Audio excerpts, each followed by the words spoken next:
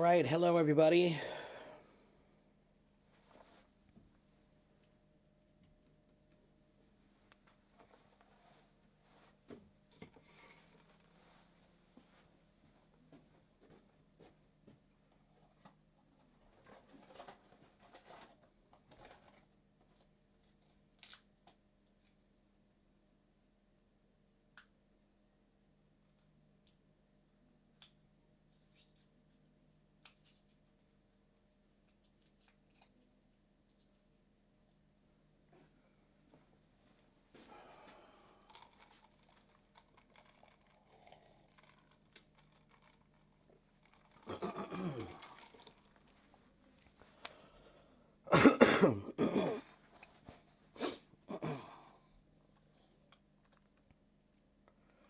Hello Neil, hello Miss Bokolog, hello, and yes, Flavia. No, it's fine, Flavia.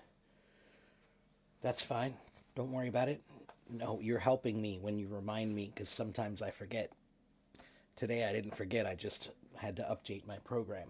It took a little while. Can you guys hear me okay today? I had to a piece of my equipment broke and I had to replace it, and I hope it's working fine now.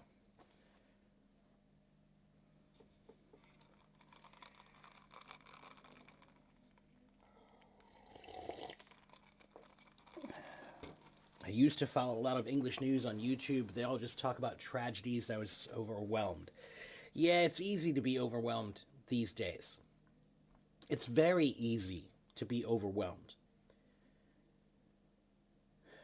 The average person today knows about and is aware of far, far, far more tragedy and death and destruction and all of the terrible things in the world. People today, we know more about that than any other past time. So, 200 years ago, life was harder 200 years ago. In most ways, life was much harder. But in one way, life was much, much easier 200 years ago. Cognitive load. Cognitive load. Cognitive means thinking. So thinking load. How much are you thinking about? What do you have to think about? How much do you carry with you all the time? And 200 years ago, the majority of people did not carry a lot with them most of the time. If you lived in a small village 200 years ago, you didn't know about or talk to or think about people from the other side of the world. You didn't know about or talk to or think about, you know, people in countries that are far, far away from you that speak different languages and have different cultures. We didn't really think too much about other people. We do now. So when you watch the news today, you're not watching the news just in your local area. We tell people about everything that's happening all around the world. So it's very easy to be overwhelmed. As a matter of fact, I think it's actually normal. I think if you don't feel overwhelmed, I don't understand how that's possible. You know? So, and Flavia, did you see that post I just made the other day about Sunday News, the Sunday News program, CBS Sunday Morning? Did you see that post?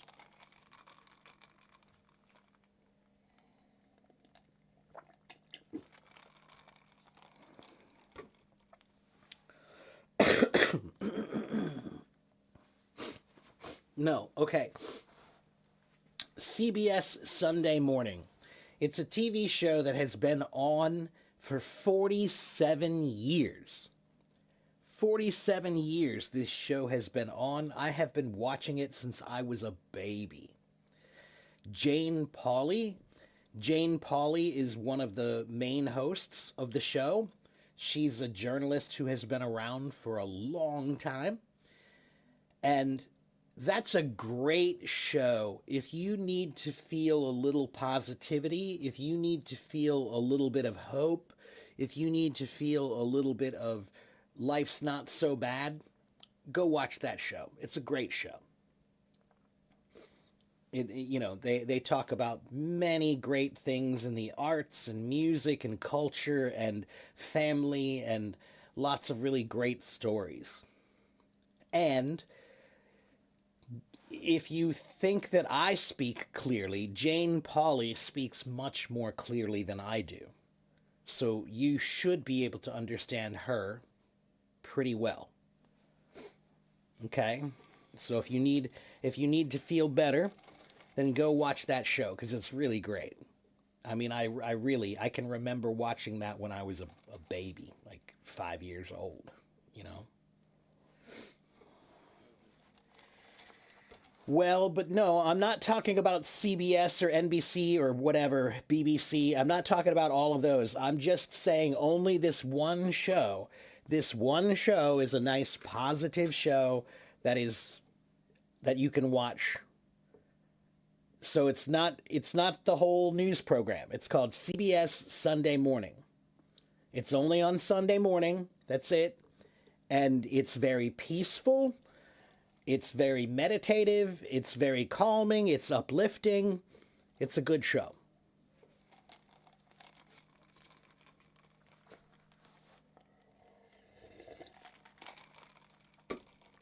If you are a mature person, then you will like it.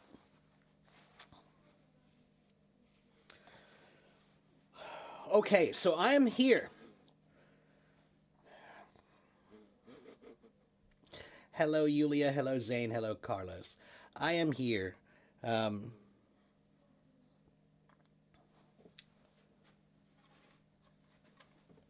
Somebody said, "Am I okay? Is anyone okay?" I don't really think anybody's okay anymore, right? So,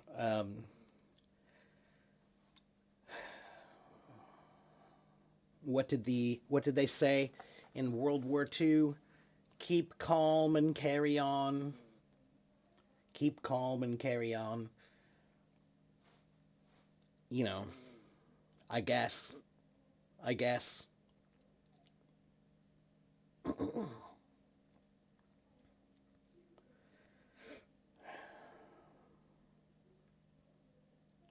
Would I come to Brazil? I would love to go to Brazil sometime.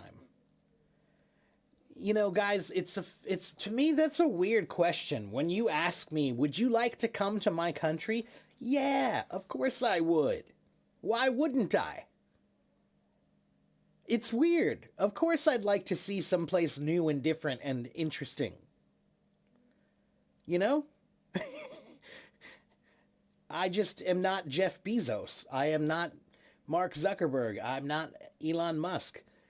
I don't have the money to just go wherever I want to. I wish I could, but I can't. You know, Masab, I couldn't let you do that either. I couldn't let somebody buy a ticket for me. My pride wouldn't allow it. How can I use principles and fundamentals? Principles of cooking, fundamentals of cooking. They're pretty much the same. Principles, fundamentals, rudimentals, and basics. The rudiments, right? So all of these things, they just mean the basics, the foundation principles, the things that you need to know, the most important ideas. So I would say principles of cooking and fundamentals of cooking are pretty much the same thing. Okay? You could try to make a difference, but in general, they're the same. Okay? In general.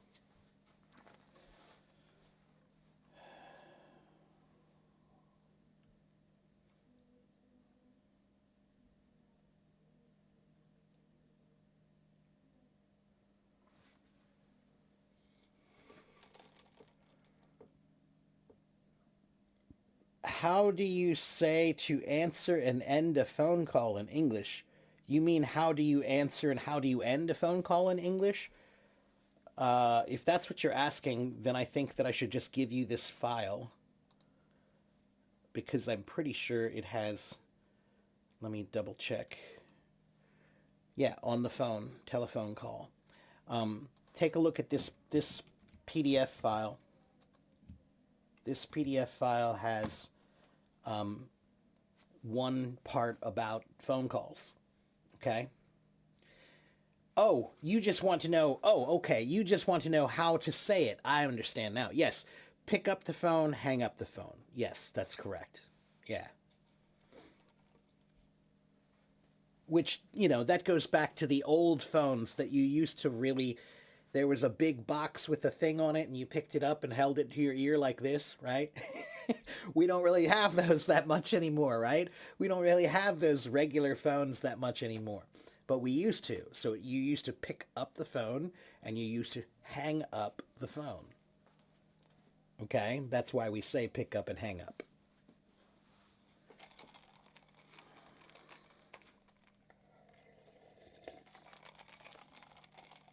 What does came away?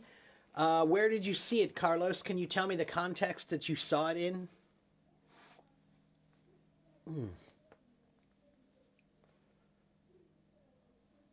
Came away with, you could say, I came away with this much. That means I ended up with, or how much did I acquire, right? I came away with means you got something. So what did you get? Yes, hang up is for ending the call. That's right.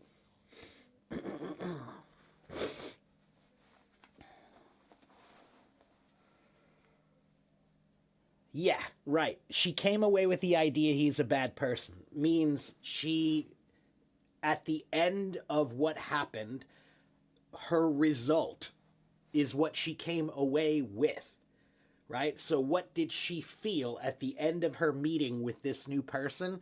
She felt he's a bad person. So, she came away with the idea after meeting him that he's not a good guy. Okay, so to come away with is to come to believe. To come to believe. Okay?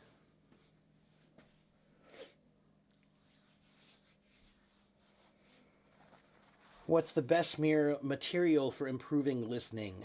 Is it a blog, an American drama, or rigorous instructional videos? It is all of them, Simon. When you want to work on your listening, you need to listen to many different kinds of listening. So this is like if you're a musician, let's say you play guitar and you want to learn rock guitar.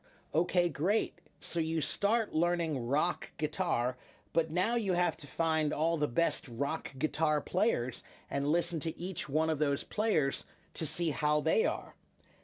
Okay, great. So now you listen to rock and the rock players. But what about jazz and the jazz players? What about classical and the classical players? So each one is different, a different kind of listening, right? So when you say, should I listen to a blog or a drama or rigorous instructional videos? The answer is yes. One is rock, one is jazz, and the other is classical. Okay? So you should listen to a variety of listening material. Okay? Some people who speak very clearly and plainly with a very academic style of speaking. Some people who listen or who speak with a very casual and common way of speaking with a lot of slang, maybe, right? So you need to find a bunch of different people to listen to. Okay? My only thing is I would say just make sure that the people you are listening to are good models.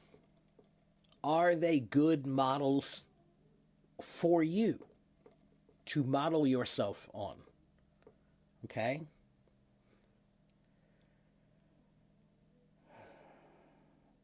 I showed an American website about exams. Uh, I don't know what you're talking about for exams. I'm not sure. I have 100 websites or more, so I don't know. You have to tell me more than that. He tripped and came away with a broken hand. Just means the result was he had a broken hand.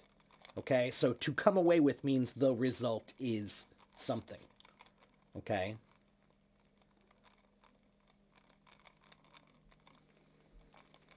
So he tripped and the result is he has a broken hand.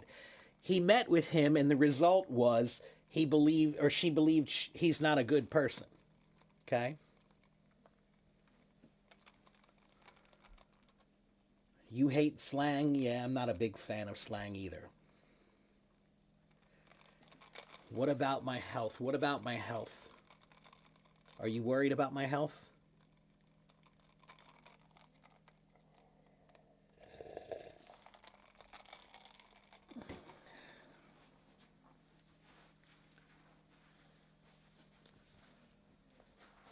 Oh, man, I am sore today.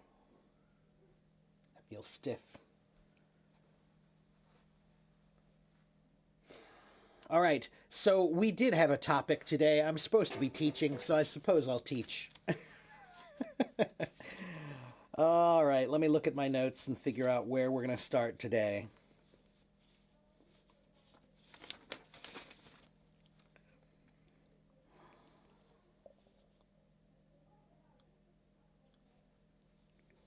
One moment, please. I'll be right back, okay?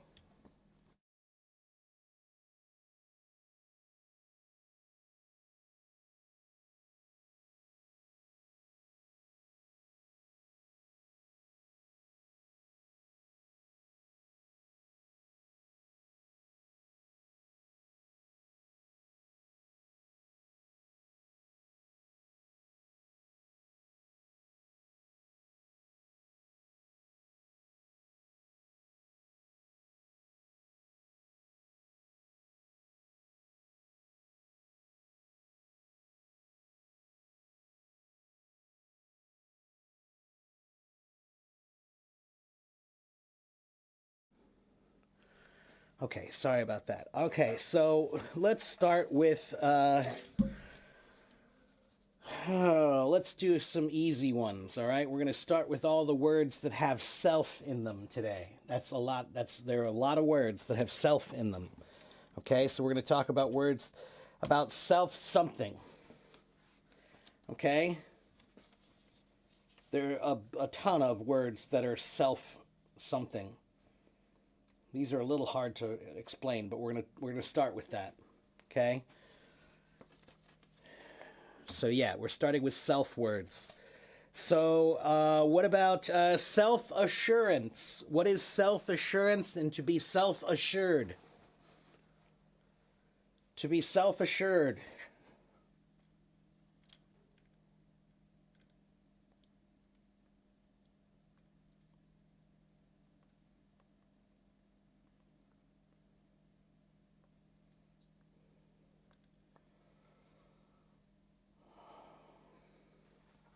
Yeah, self assurance is self confidence. It's just another way to say self confidence. That's all. Okay? So yeah, there's one self assurance. I'm self assured. Do you have self assurance? Do you feel self assured? Okay. How about self awareness? This is a very important thing that many people do not have. It's a critical quality of humanity. Self awareness. Do you have self awareness? God, I hope so. Self awareness. What is self awareness?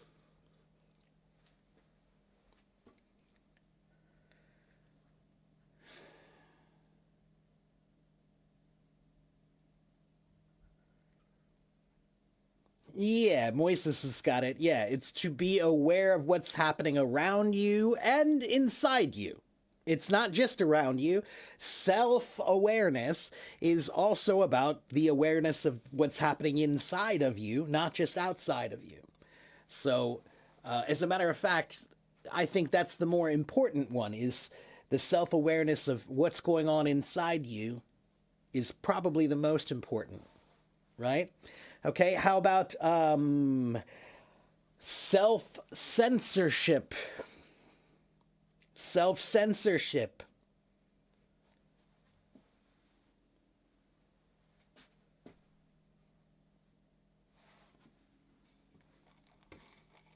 Self censorship.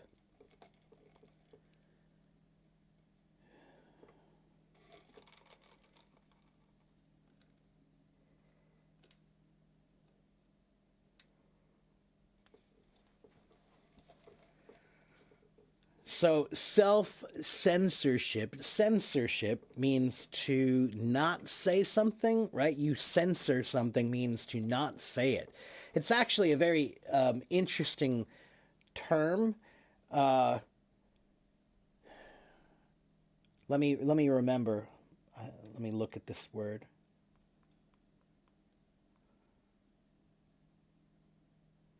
So, like, do you know what a census is? What's a census? What's a census?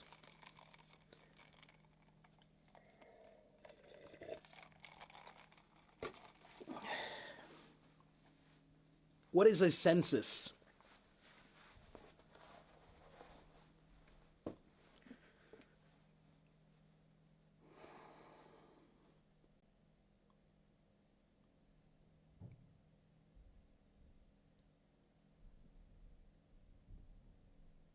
Anyone?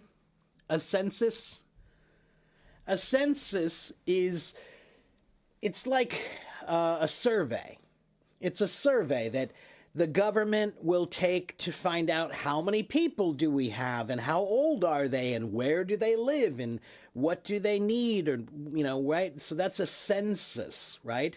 And the word census is related to the word censor. And the reason why is because a long time ago in the Roman Empire, they had one guy, and he was named. He was the census. He was the censor. And what he would do was he had two jobs. One job was to find out the census of the Roman Empire. How many people do we have? Where are they? How old are they? What do they do? That kind of thing. But he was also the person who regulated morality. So he knows who's from where and how you act. And then he'll say, is the way you act, does that fit with our values as an empire? So he was the moral censor. And that came from the census. Okay? So the word censorship was related to the census, where you would ask, you did a survey to find out how many people or who's in your community. And then when you find out who is in your community, you can find out, do they have good morals or not? And if they don't, then you censor them. Okay?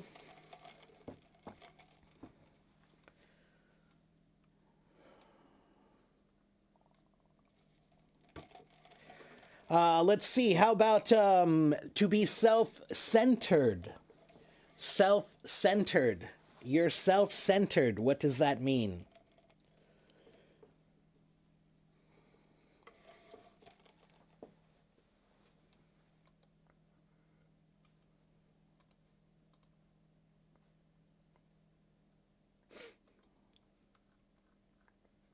Yeah, self-centered means you're selfish. That's right. Self-centered is egotistical, selfish. That's right. Okay? How about something that is self-contained? Self-contained. I'm going through these as quickly as I can, but there are so many. To be self-contained, something that's contained within itself. Okay? So What are some things that are self-contained things?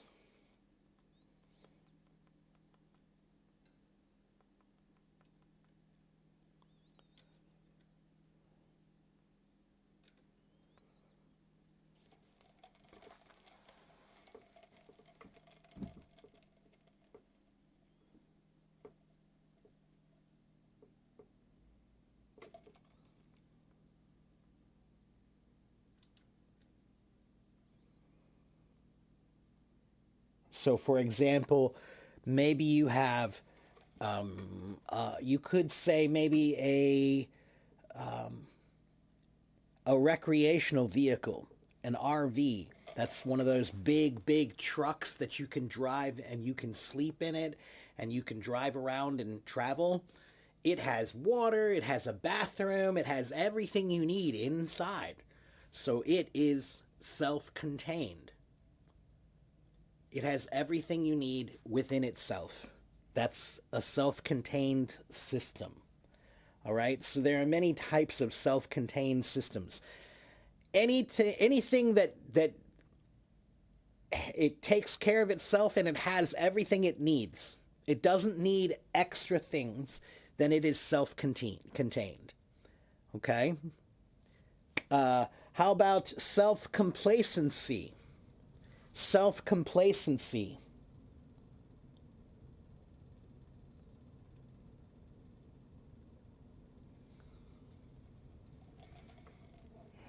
What is self complacency? It's a little redundant, really, because complacency is already self. But self complacency, what is it?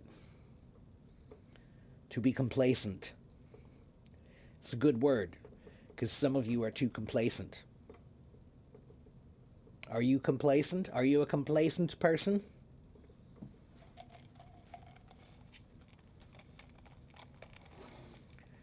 To be complacent means that you're satisfied with where you are and you don't really feel like you need to do anything else.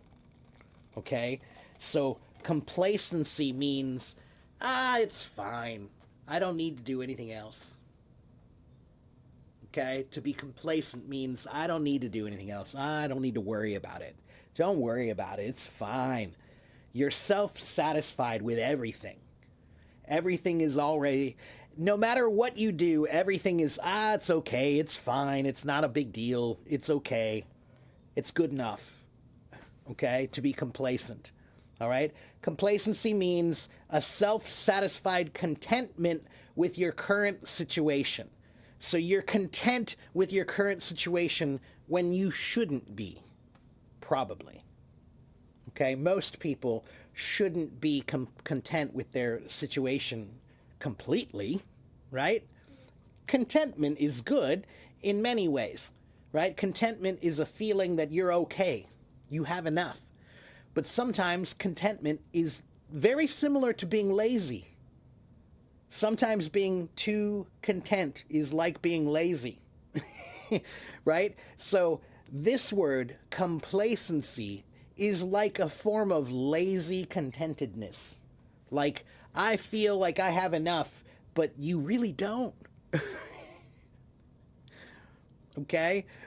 To be complacent just basically means it's like being lazy and like, I don't need to do anything more.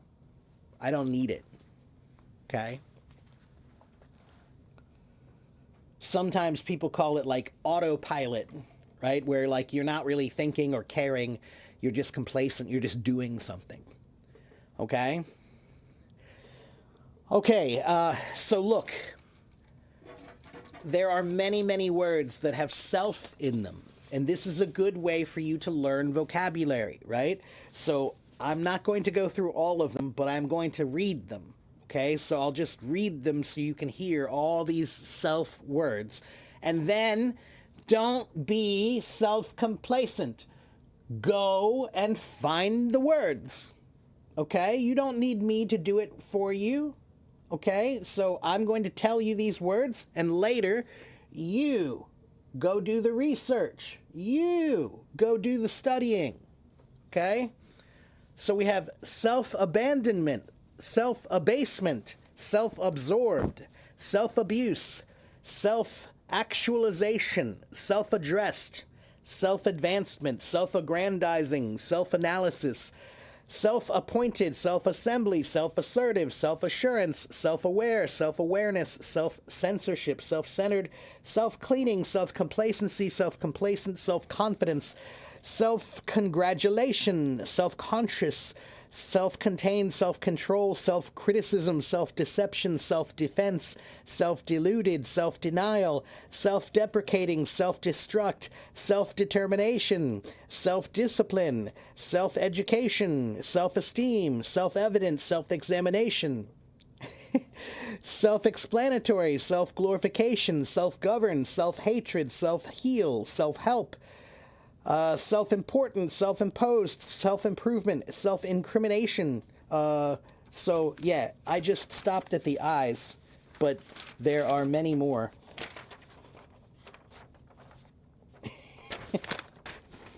Okay?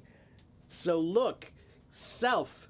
Self is a very easy word. You can look it up and just find all the self words and just study the ones that are useful to you. Okay? You don't need to know all of those. No, you don't. Okay, later you can learn more, but the best thing is look at all of the words that have self, and then find the ones that you think, oh, I like that one. That one's useful to me. That one is valuable to me. Okay, so some of these words will be valuable to this person, but not to that person, and that's okay. All right? So, yes, self, self, self, self, self. All right.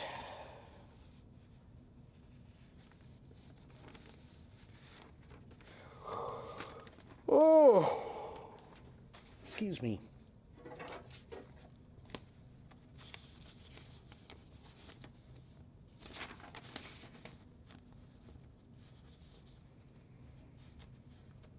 All right, how about, let's see, which one do I want to look at next?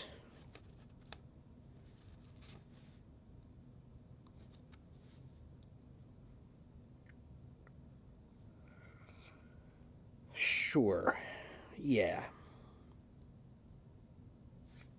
Let's look at that one.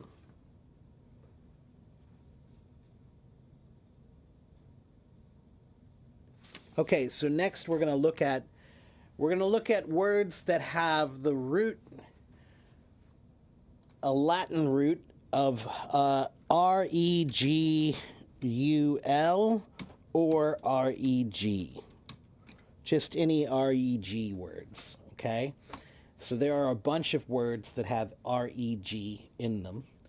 And if you see a word that has reg in it, probably it has something to do with something about a straight line. A straight line. Okay? Or rulership. It's either about a ruler or a straight line. Okay? So, for example, you just said the word regular.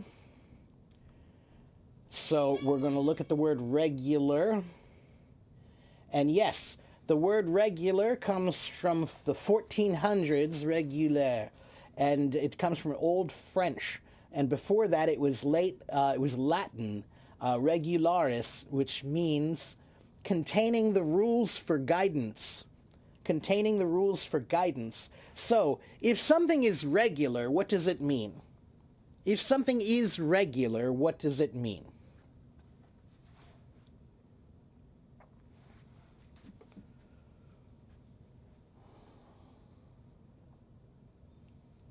Normal, right.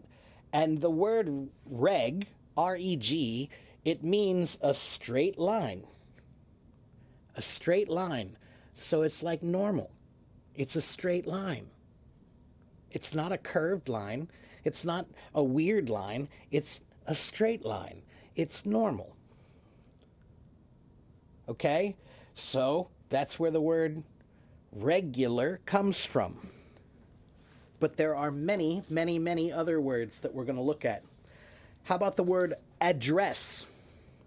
Address. What is an address?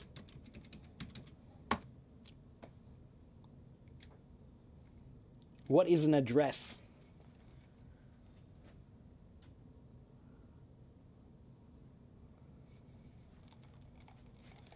An address is a location. That's right, it's a location. That's usually what we say. Okay? So, the word address, originally the AD, the first AD, it means to. To, and then the DRESS comes from the Italian word, let's see, adirizzare, which means, well, it means address, but it means directare. No. Directiare. Directiare, which means to make straight. To make straight. So when you tell somebody the address, you could tell somebody two ways. You could say, well, you go down this street and then you turn right. And then you go down that street and you turn left. And then you go 2 miles and then you turn right again. That's directions. That's one way to say it. But I could just tell you the address. And the address is the way that you can go straight there. You can go straight there, directly. Yeah. So address means to directly there. To directly. Okay? So that's what it means. And in this case, it's talking about a straight line. Like, here's the address. Go straight there. Okay? What about the word adroit? It's not a very common word, but it's a good word. Adroit. He's very adroit.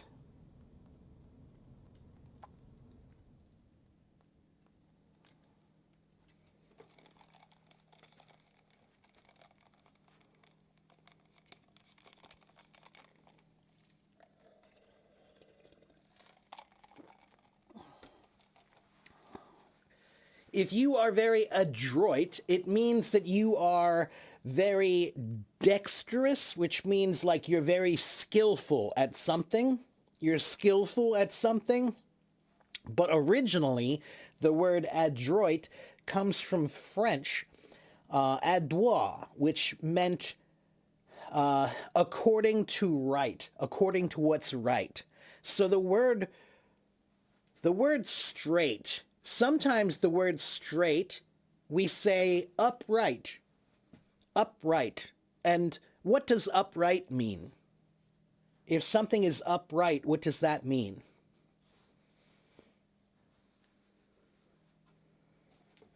It has two possible meanings, upright.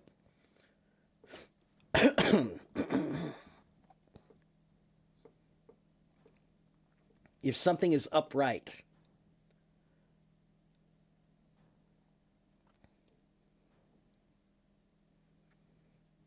If something is upright, it means something is just, proper, correct, right? So when you are correct, you stand proudly.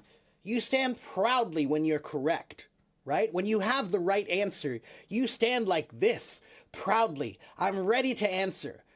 You're upright. You're upright. It's just. It's good. You have the right answer. You're proud because you have the right answer.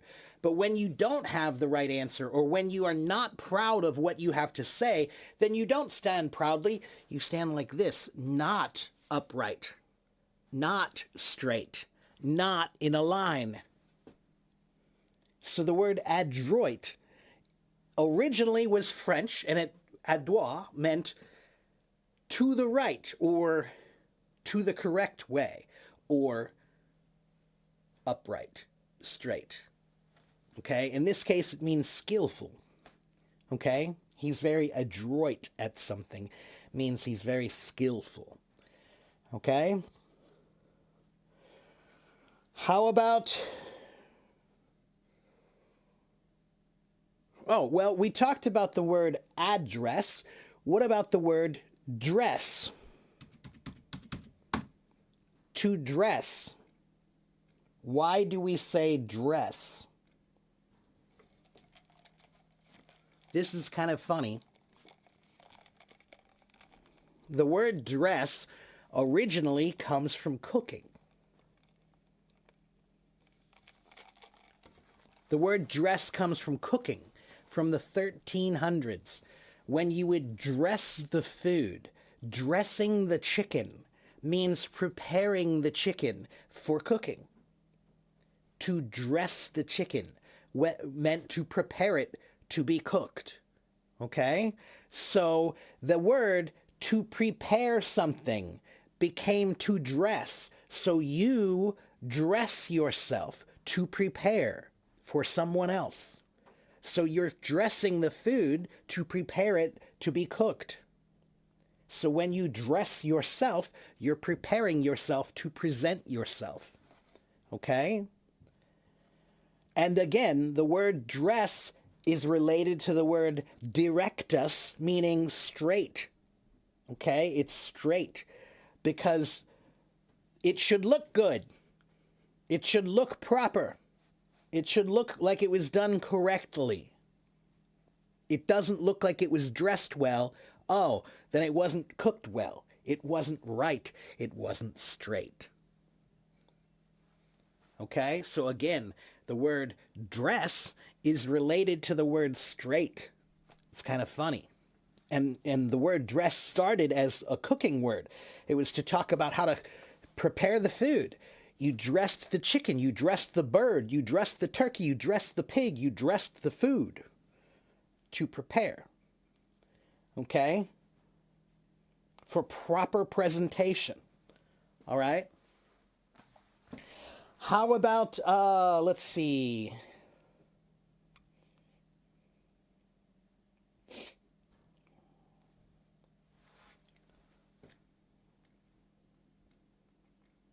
Whoops.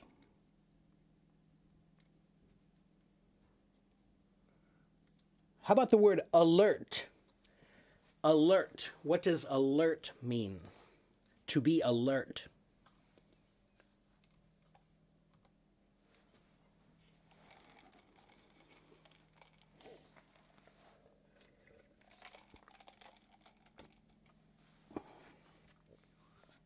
So this one comes from Italian.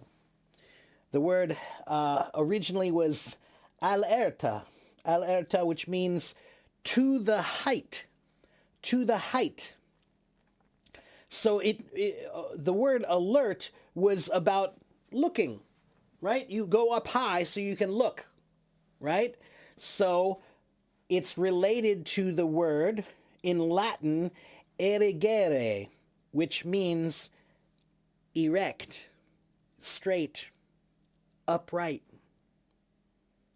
Okay, so to be alert, you must be upright, looking. You must be straight up, looking. Okay, again, straight, R-E-G, reg. Okay?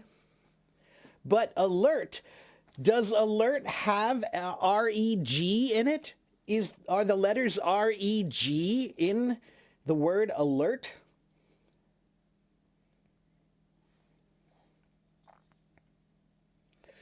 No, they're not.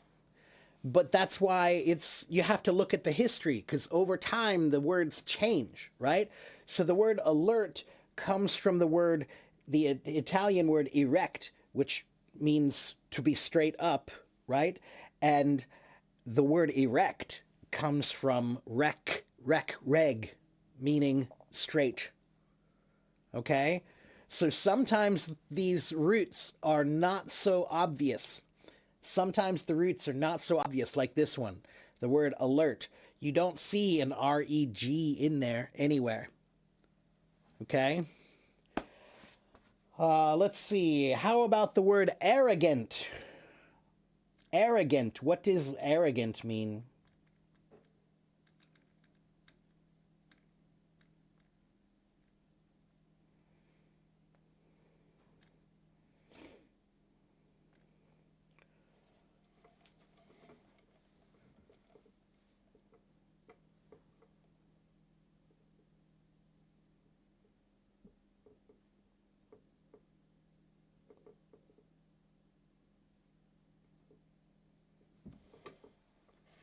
Yeah, proud, proud, no humility. So the word arrogant originally, it means that you think you're too important. So you're always asking people to do things for you. You're always asking people to consider you. So the word arrogant, the first AR comes from the Latin letters AD, which means two. And then the ROGANT, rogant part comes from the Latin word rogare, which means to ask or request. So arrogant, an arrogant person, originally the meaning was somebody who's always asking for something for themselves. Somebody who's always saying, hey, I need you to help me. Hey, I need you to do something for me. Hey, it's about me. Me. You're asking, you're always putting your hand out. That's what the word actually means.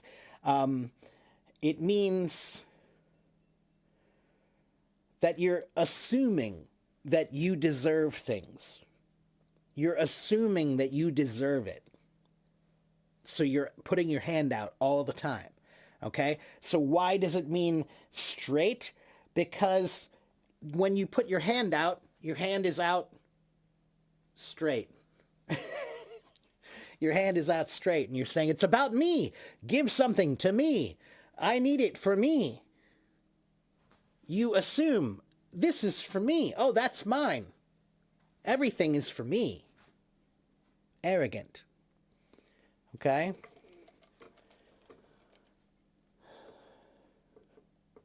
And yes, that's right. You forgot to say please. That's right. You just ask without saying please. It's arrogant. Right? You assume it should be for you. Okay? Okay, good. Let's see. How about the word correct? Correct.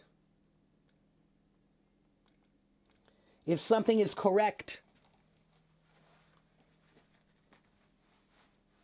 then it is right. Yeah, so the word correct comes from the co part just means more, and then the rect part means in a straight line or to lead straightly. So when something is correct, it is straight. It is right. Okay? It's not, no, it's straight. It's correct. Okay? So the word right and the word correct both come from the meaning of straight, meaning correct. Okay? Let's see. Oh, find another good one for you.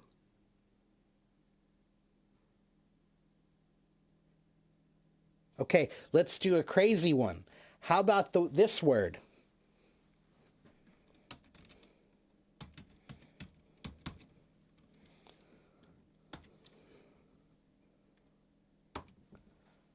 What about that word? What is that word? Maharaja.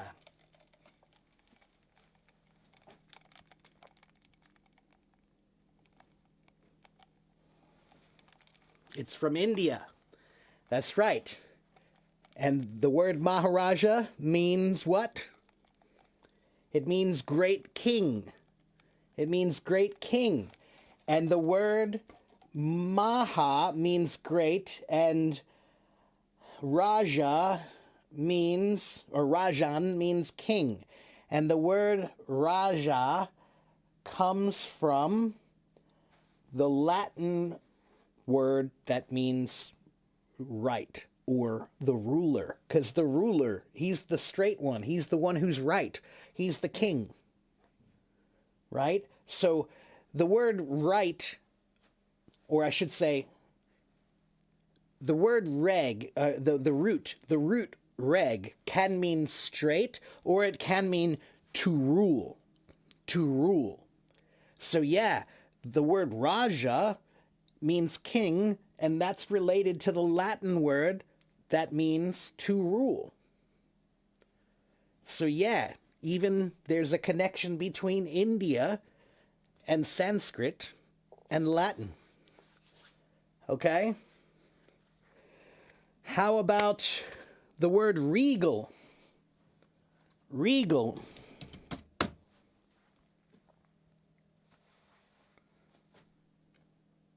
If something is regal,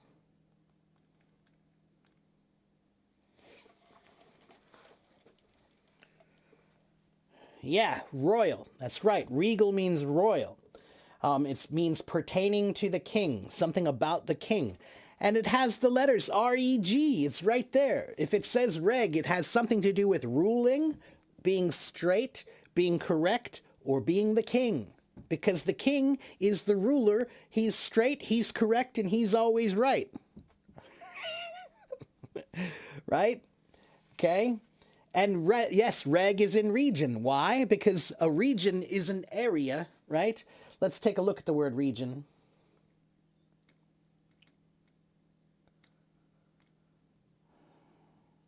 Yeah.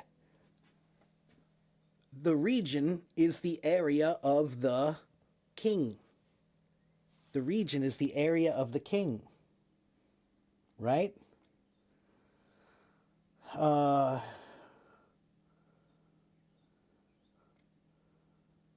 Regard is not from this, because regard is the letters R-E and then the word guard. So it's actually a different root. Okay, so you have to be careful with that one. But let's keep going. We did regal. What about regent? A regent. Again, a regent is a ruler. Regal, regent, region, they all have to do with the king. Okay? How about regime? Regime. The word regime.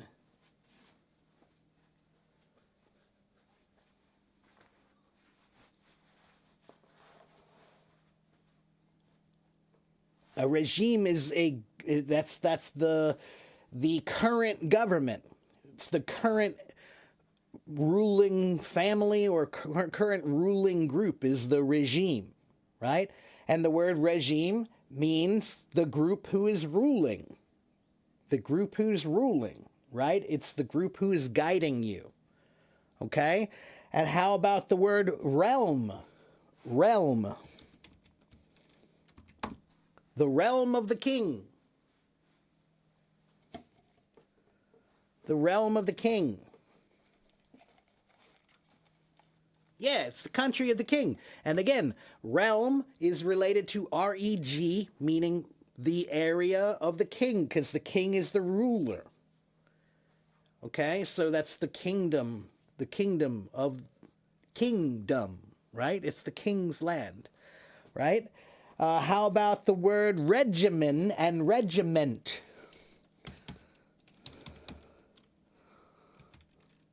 Regimen and regiment.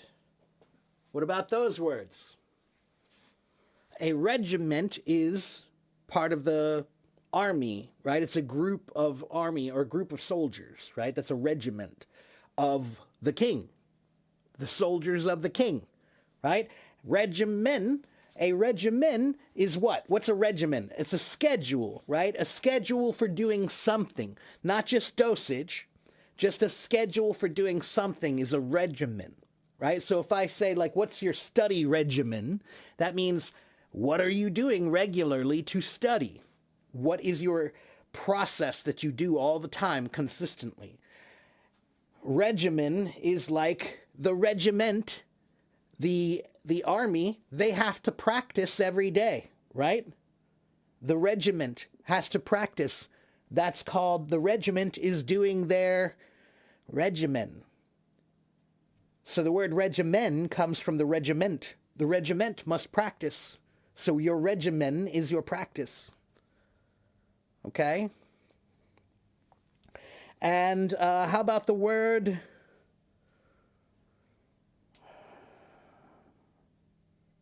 regulate? To regulate something. We talked about regular. What about regulate?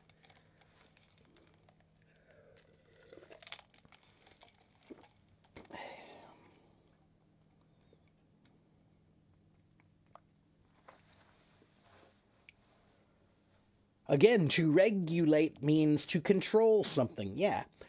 And again, it's when you control something, it's like you're keeping it in a straight line. You're keeping it in a straight line. You control it, right? A king keeps the country in a straight line. He controls it, right? So this is all about being in a straight line, okay? So to regulate means keep it in a straight line, regulate it. Yes, to rule. That's what the word regulate means. And all of these come from a Latin word that means to rule or to keep straight. To keep straight.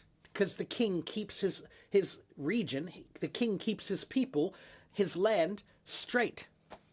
Okay? How about the word royal? Royal, also related to reg. If something is royal, then it is related to the king, right?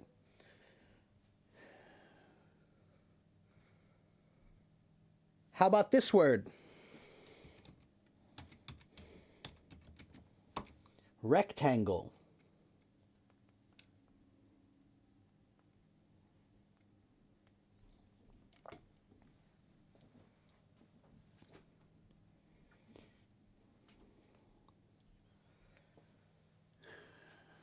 Rectangle. So what is an angle? What is an angle?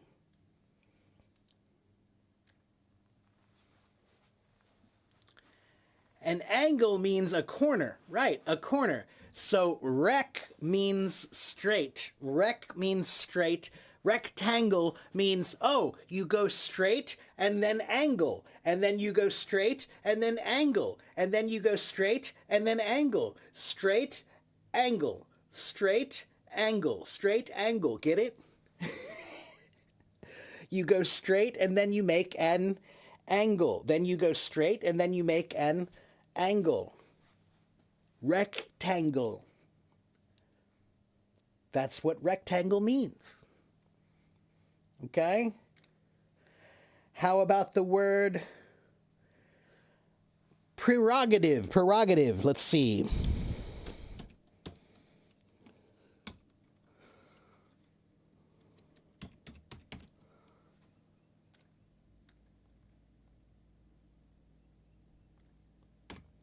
What is a prerogative? Oh, I spelled it wrong, didn't I? Or did I?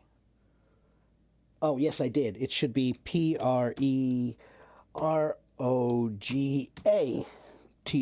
not O. What's prerogative? If you have a prerogative. This is a word that most people, when they say it, it's like the word prescription. They say prescription. They say prescription. They should say prescription, but they say prescription. Prerogative is another one that many people say prerogative. It's my prerogative, but it should be it's my prerogative. So prerogative is a word that it means the special right or privilege that's granted to someone. Okay? Now, who gives you a special right or privilege? Who can give you a special right or privilege?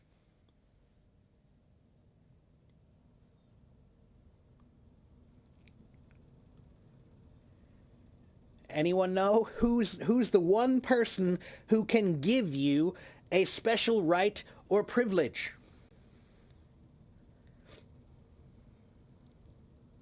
The king. The king. The king gives you a special right or privilege to do something. Right? So when you say it's my prerogative to do something, today the modern meaning of prerogative means if I want to, then I will. It's my business, not yours. Right? This is what I want. If I want to do it, that's my prerogative. It's my feeling. It's what I want to do. That's fine. Okay? But the original meaning of my prerogative means I was given permission by the king to do this thing. Okay? Pre means before. And rogative, comes from the word king. So it means you went to the king and you asked the king, can I have permission to do this? And the king said yes. So now, when someone says, hey, are you allowed to do that? You can say, yes, I'm allowed. The king gave me permission. It's my prerogative. Okay, so the word prerogative means I can do it. I'm allowed to. It's my special right or privilege to do that. But originally, a special right or privilege was given to you by the king. Okay? Hello, Belen. How are you today? Let's see. And what about the word reign? R-E-I-G-N.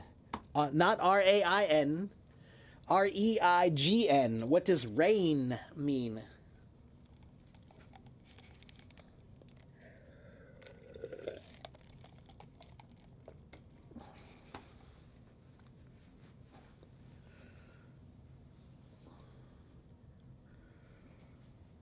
Yeah, to reign means to rule, right? And again, it comes from the same R-E-G, meaning to rule, to be straight, to be upright, to command, right?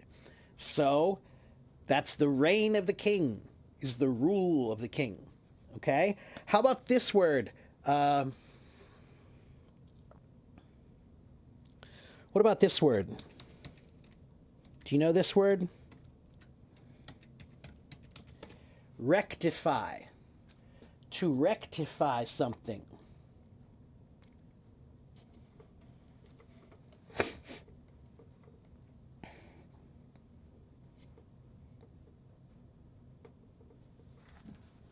To rectify something. To rectify something means to make sure something is correct. Is to rectify it, right? So you fix it yourself or you find out what's wrong. Okay? So what does this word mean? To rectify means to make something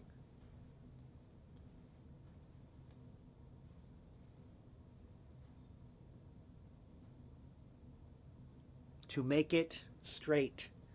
Yeah, to make it straight. You're rectifying it. Something is not right. Let's rectify that. Let's make it straight. Okay, let's make it straight. And we also have the word rectitude. Rectitude.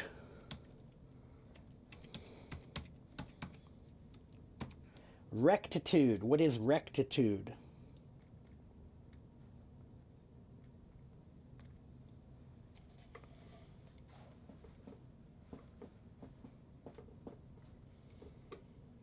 Yeah, rectitude means honesty. It means how straight are you, right? So we were talking about the word reg means straight. And when you are honest, then you are straight. When you are honest, you are upright. You are straight, right? So rectitude comes from the word meaning straight, because someone who is honest is Straight. Okay? And then there are just a couple more for the letters R-E-G. How about the word, how about this one? To wreck. R-E-C-K. To wreck. If you wreck something, what happened?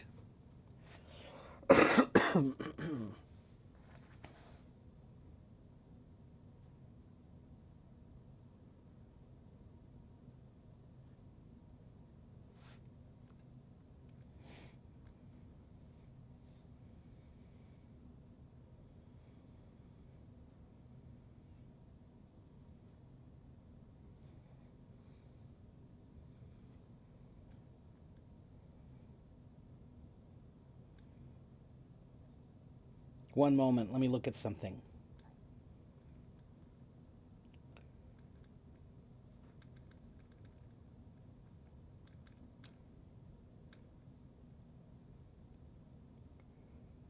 God, why is my internet so slow? Go.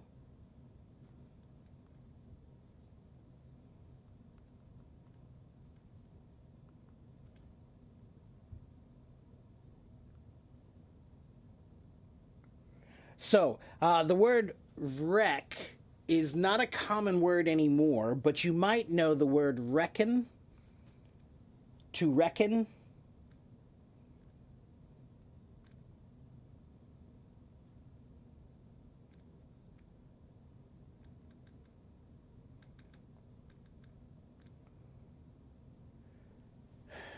To reckon. Anybody? What does reckon mean? I reckon we're going to have some rain this weekend.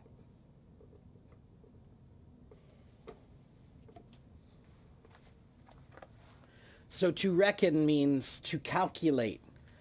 But in this case, it means to account or to make the calculations, to figure it out, to make a straight line, to figure out what is going to happen. To reckon something. So it again comes from the word meaning to make it straight. Okay?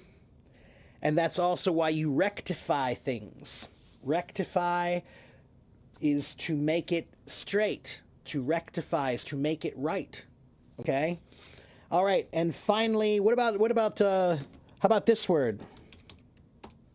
What is a rail?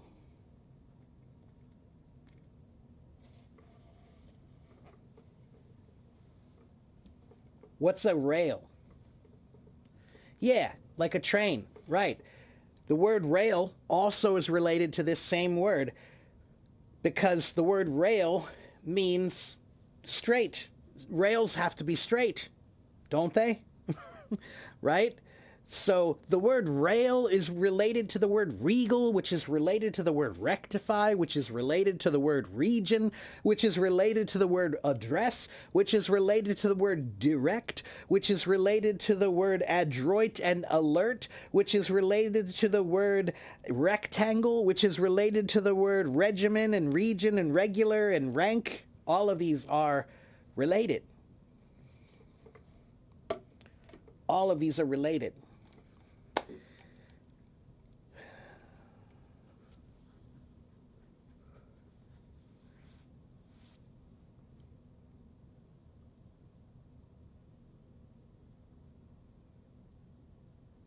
And one final word.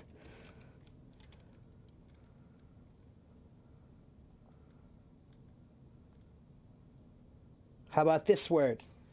Rich. Rich. Again, the word rich is related to the word reg because kings are rich. Kings are rich. Buddy Rich, indeed. But Buddy Rich was the king, so it's fine.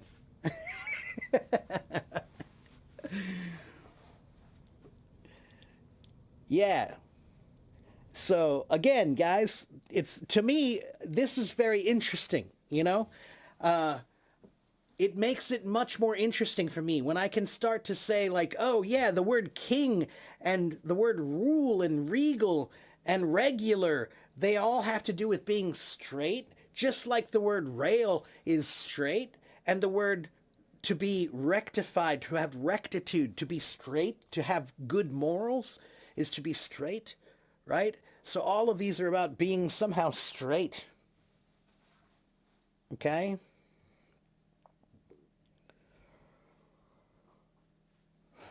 And you can figure this out. You can do this. I am not a genius. I didn't figure this out like, oh, wow, I'm the only one. No, anybody can figure this out. You just have to look. Okay, you just didn't know, but now you know. Okay, so etymology is a really good way to learn vocabulary.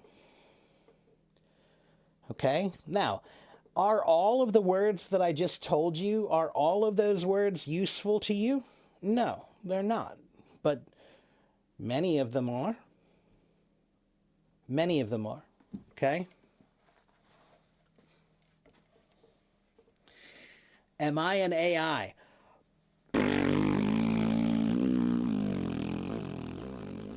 Can AI do that?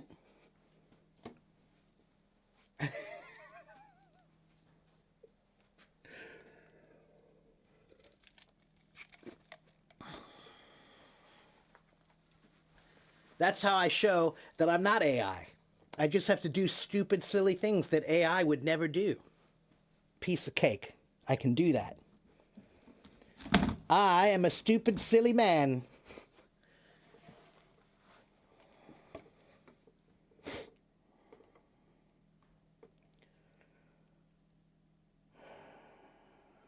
What is the word that... Huh? What's the word that you use to put information in a sheet? I don't know what you mean. I'm not sure what you mean, optimista.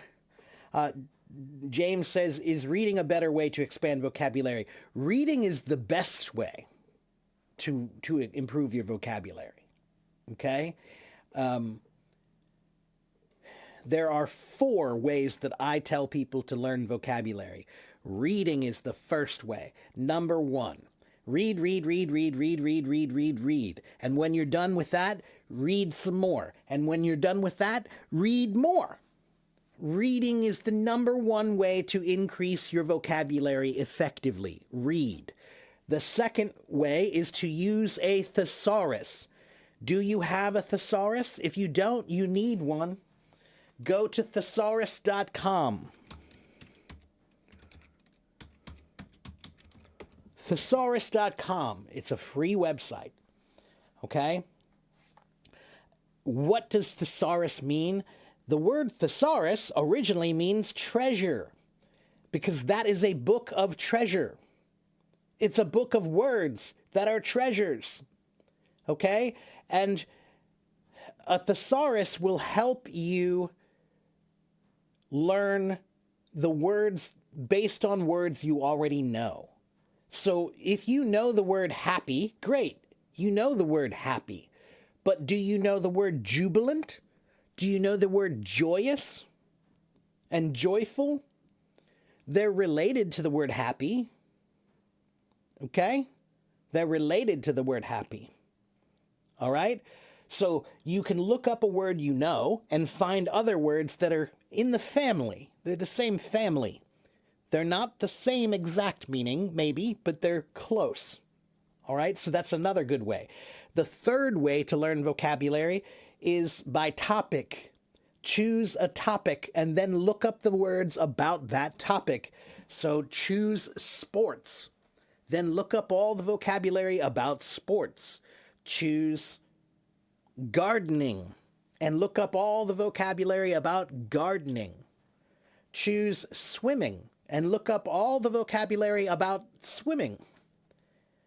Okay? That's useful because all of the words you're learning are connected to an idea. All right? And then the final way that I like to learn vocabulary is the way that we just did today with etymology. You find out, where did the word come from originally? How has it changed over time? Okay? And sometimes they have cool stories about where the words come from, and it makes it a lot easier to remember. Okay? Now, all of the things that I just said, all of those things are in my article.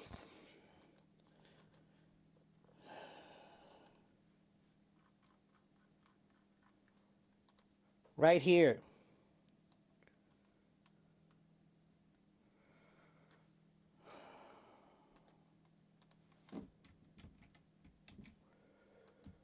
Read that article. That is the article that I wrote about vocabulary, about how to learn vocabulary. Okay, so the 4 things I just told you, they're in that article. Go read it. Okay? Do I have any specific tips on how to construct a sentence in English? No, I do not, because there are many ways to construct a sentence in English. It depends on what you're trying to do. But in general, what I would say is constructing a sentence is just ideas. Make the idea first and then figure out the grammar. Let me explain how this works, everybody. Language first starts here, in your mind. You know what you want to say. You have a feeling that you need to say, but you don't know how. That's why you need the words, right? So first we start with vocabulary. Vocabulary are the blocks. They're the building blocks, right? So we need a bunch of vocabulary words. But then those vocabulary words, they're blocks. When you build a house, you need something to put the blocks together, right? You need what's called mortar. It's something that it's like glue. It holds it together, right? Grammar is the glue that holds the vocabulary together. So if you have the vocabulary, that's good, but your house won't be very strong. Your house won't be very strong. But if you have the grammar, now your blocks are strong. Okay? 听不懂。如果你听不懂，没关系，试试看。试试看。有时候我感觉你可以听得懂我说什么。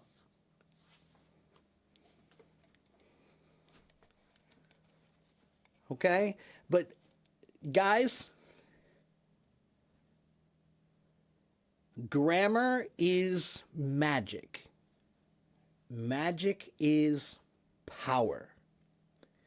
When you say the words the right way, it's powerful. That's magic. That's grammar. Grammar gives your words power. If you don't have the grammar that you need, your words won't have very much power. They'll be weak. But if you say it with the right grammar, it's like magic. Everybody will listen to you. Okay? Oh, man, I am tired.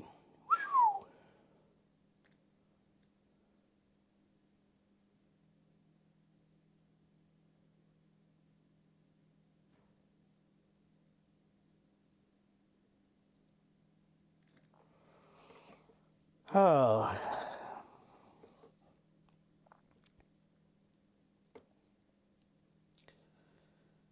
Thank you.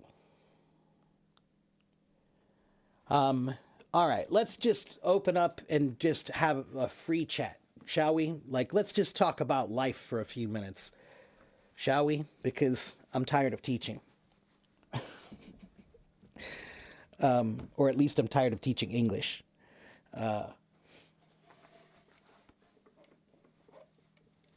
Do you know why I do this? Why do I do this?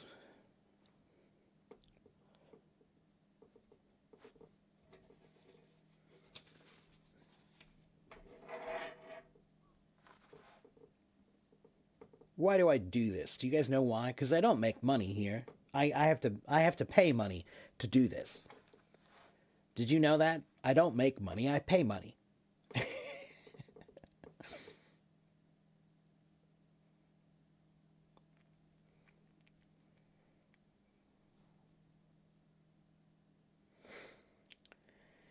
Because I love it. Yeah, that's true. It's partly because I love it, but because I love it because of why it's important.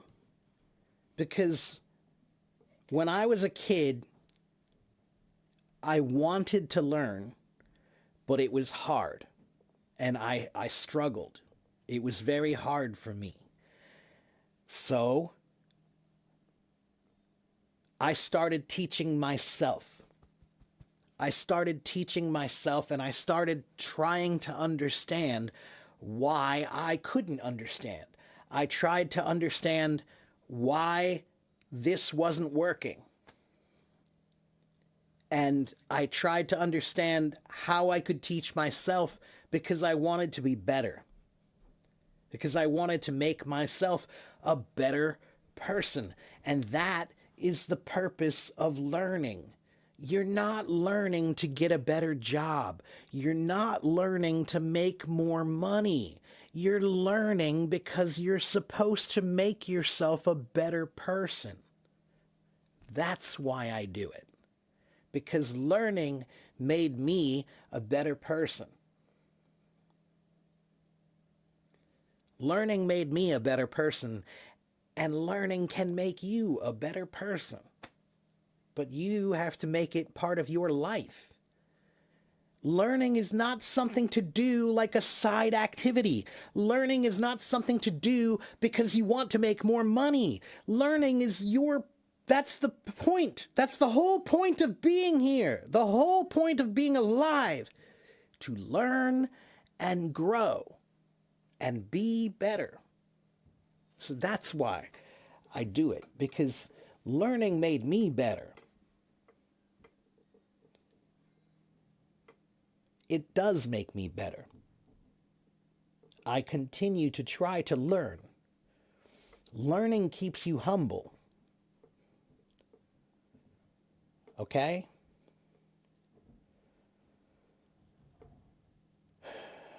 Learning is the one thing that is supposed to matter. Really, it's supposed to matter more than almost anything else. Learning. Because without learning, you have no growing. You cannot grow if you don't learn. You cannot grow if you don't learn. So I want you to understand that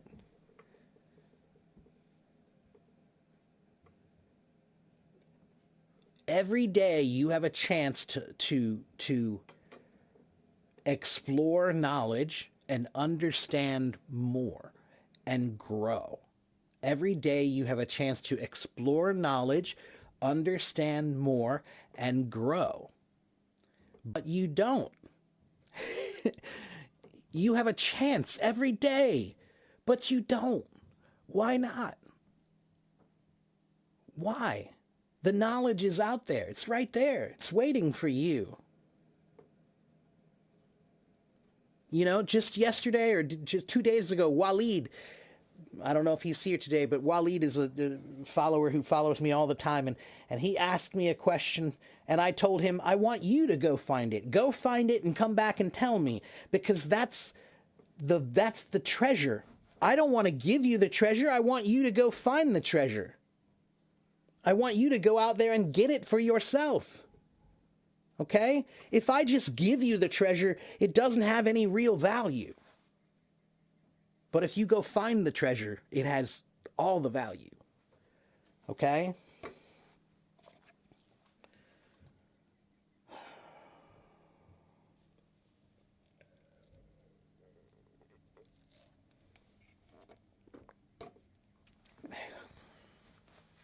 If I were AI, I'd be a lot more handsome. Does AI have pimples?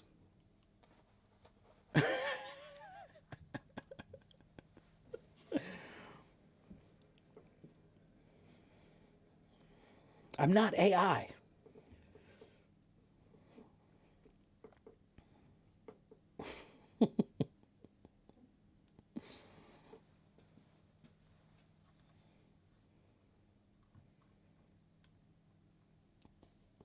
I swear, every 5 minutes, I'm just going to do this. So that way everybody knows I'm not AI.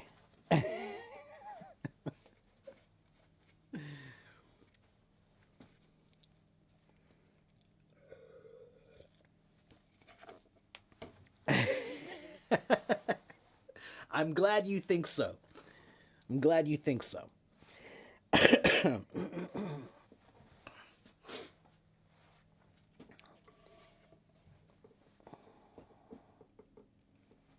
In that sense, do you think it's good to give money to people who are really poor? But that's a little different, Carolina. Sometimes, yes, of course, it's good to give money to the poor sometimes, because sometimes that's the most direct way to help. Sometimes money is the most direct way to help somebody when they really need it. Sometimes. Okay? But money is always a temporary solution. My father always said, and I always liked this thing that he said. My father always said, any problem that can be solved with money is not really a problem.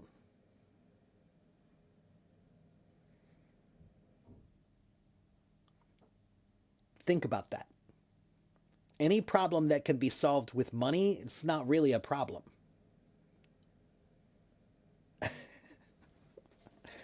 It's true.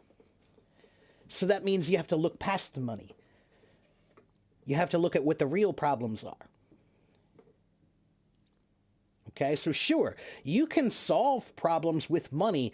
Often you can solve problems with money, but it's usually a temporary solve. It's not a permanent solution, because permanent solutions require more than money. And yes, you should grow your intelligence and awareness to better understand the place in the world. You know what the great thing about what we're doing is right here? I'll tell you what's so great about what we're doing right now. If we keep doing this, if people keep talking to each other from around the world like this, we've got people from all these different countries here. There's 70 people, and we're all talking to each other. It's a lot harder to go to war when you know the people.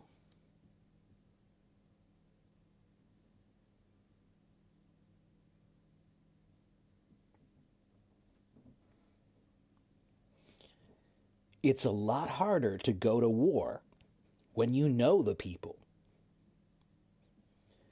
So when there's a war in this world now, guess what? I know people in every country. So any place where there's a problem, I know people there. Why is that good? Why is that good?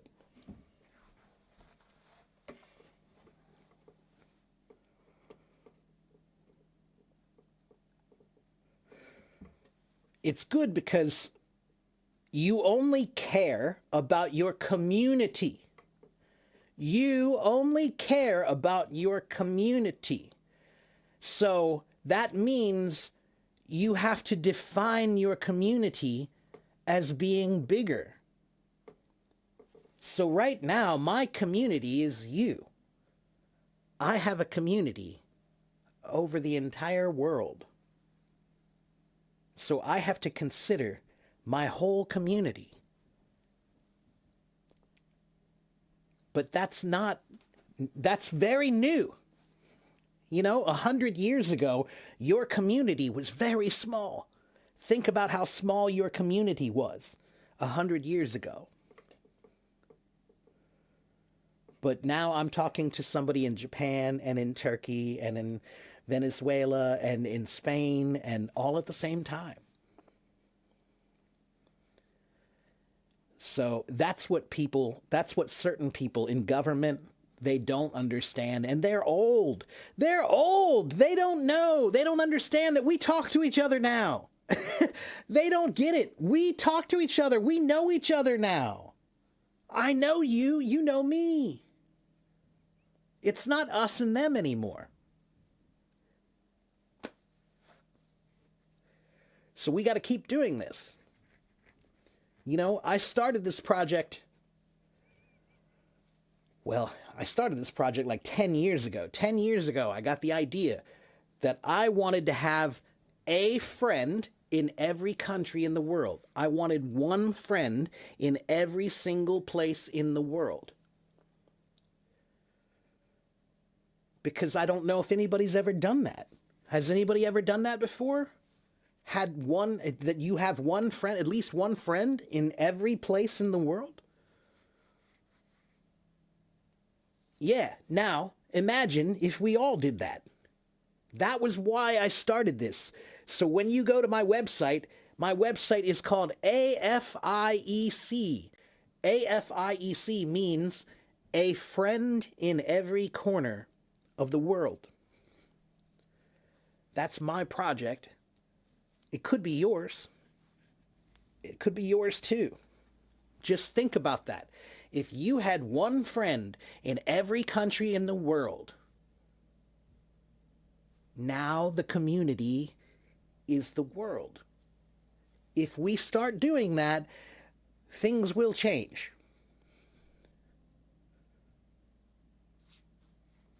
We have to start thinking that we are all on one big rock flying through space. We are space travelers right now. Did you know that? We are space travelers. You are a space traveler. You are an astronaut. Right now, you are flying through space at millions of miles per hour. Did you know that? We're all on a spaceship. It's called Earth.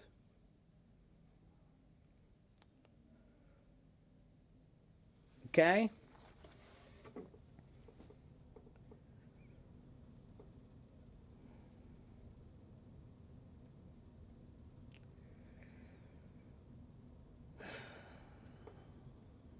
It's time that we all recognize that we are all one thing on the planet. It's time. This war stuff, it's getting old. I don't know about you, but I am sick and tired of this war stuff. And the only people who are doing this war stuff, it's not you and it's not me. We're not doing it. It's not us. We're not the ones who are feeling that way. You know?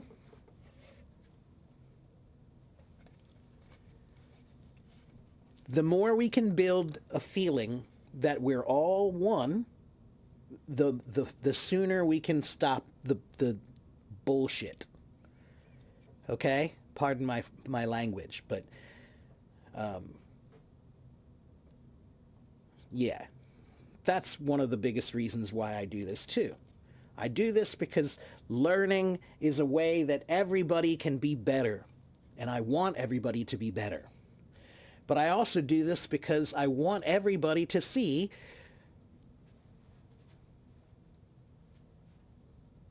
it's not so hard to talk to each other. It's not so hard. It's not so hard.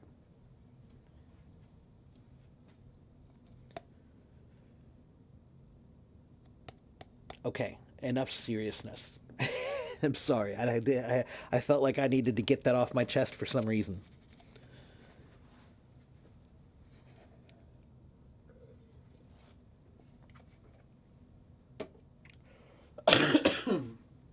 Oh. Okay.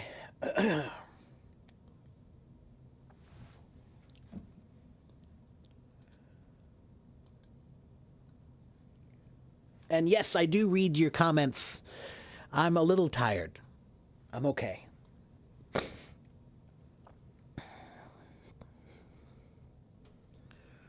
Kodabak, I see your comments. I do.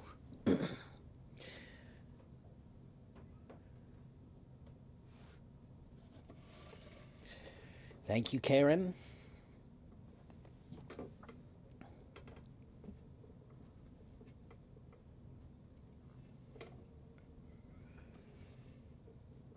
You all have one big responsibility. your responsibility to the world, to make the world better, you make yourself better. That's your responsibility. That's why you need to learn.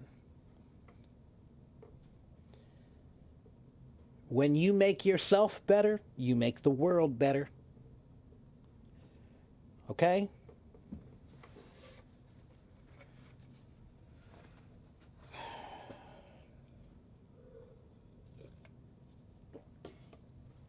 That's right. It's like the butterfly effect. You know, that's another reason why I love teaching. Because in teaching, sometimes we say, a teacher never knows where their words will end. And what that means is, when I teach you something that I said, now you will go teach someone else what I said. And that person will teach somebody else what I said. So people are talking about Plato and Aristotle. We're still talking about Plato and Aristotle. Thousands of years later, we're still talking about what they said. Now, I'm not Plato and I'm not Aristotle, but it is a pretty cool feeling.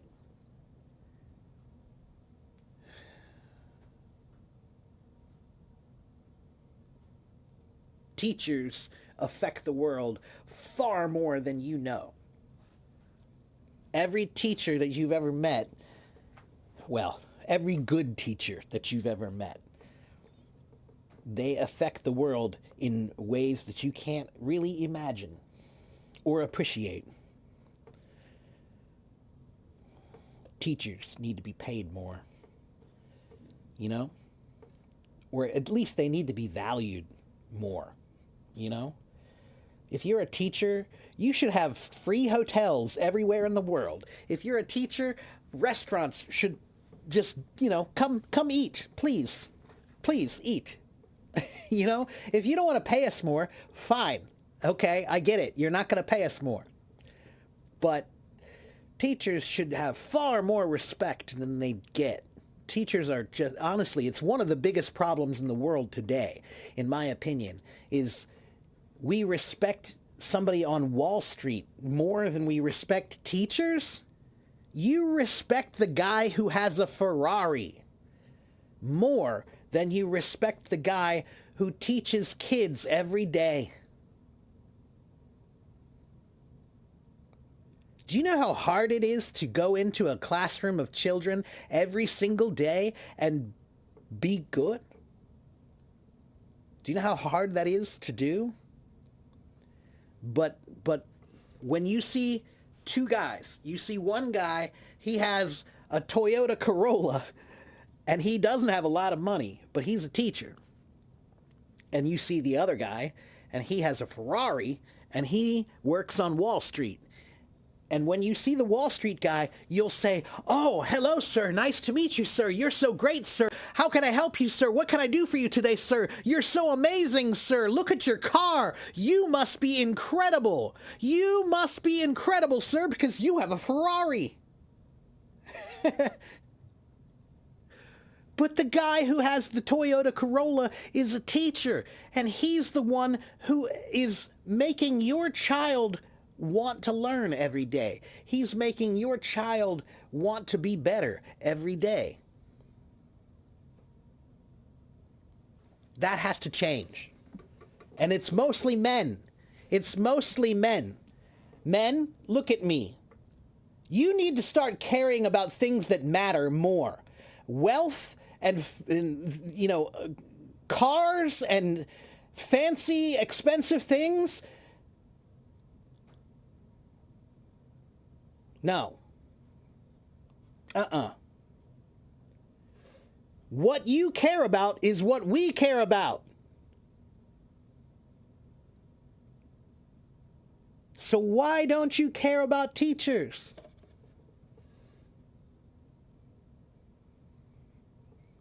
Next time you see a teacher, think about it more. Think about what that teacher has done. Think about what that teacher has sacrificed. For what? What has the guy on Wall Street sacrificed? Has a guy on Wall Street ever sacrificed anything? No. No. They've never sacrificed a thing. Not one thing have they ever sacrificed. No. Teachers every day sacrifice. Every day. So, anyway.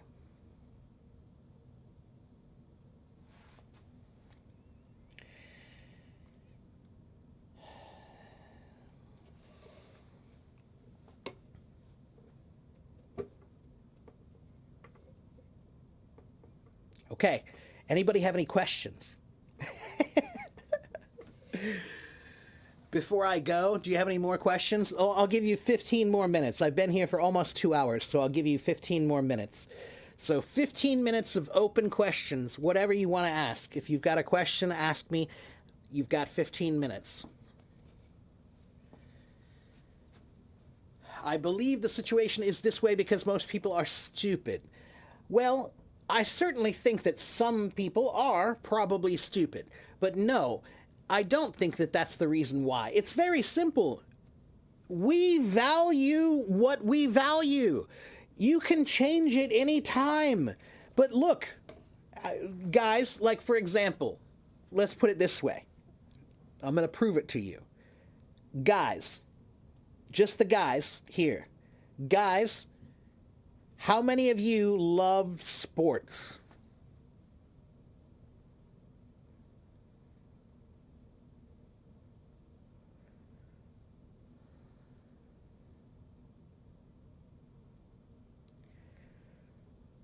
Okay, you love sports, great. Now, do you have to love sports?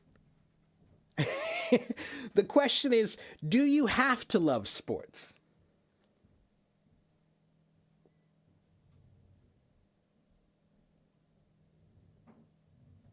Now, why do I ask you this? Why do I ask you this?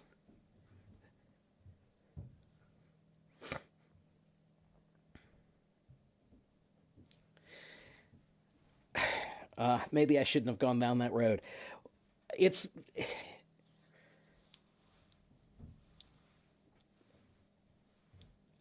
Let's just put it this way.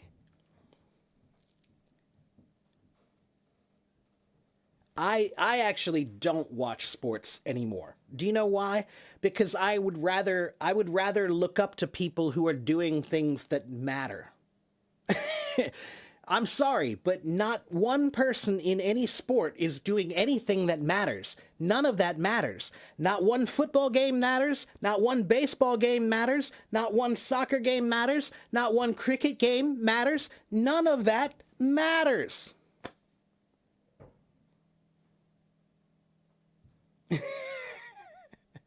I'm talking about the world and what's important. So what I'm saying is I don't value the guy on Wall Street. I don't respect him or value him because I recognize that that's not really good for society. Just like I don't really look up to sports. I don't look up to that. Now, look, being healthy is one thing. Being active is one thing. But that's not sports. I'm talking about sports. Sports is when you're spending your time watching people play games. You're spending your time watching people play games.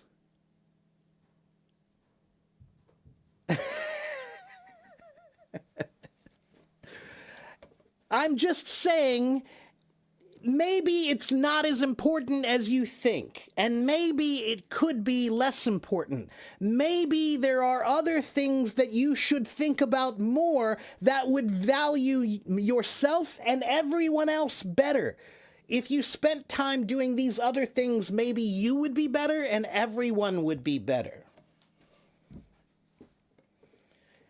I don't know Ronaldo, so I don't like Ronaldo. I have never watched a soccer game. In the last 15 years, I have not watched... No, let me say, with honesty, wait, listen, let me think about this. In the last 5 years, for sure, in the last 5 years, I have not seen one sports event. I have not seen one sports event. I haven't seen a baseball game. I haven't seen a football game. I haven't seen anything.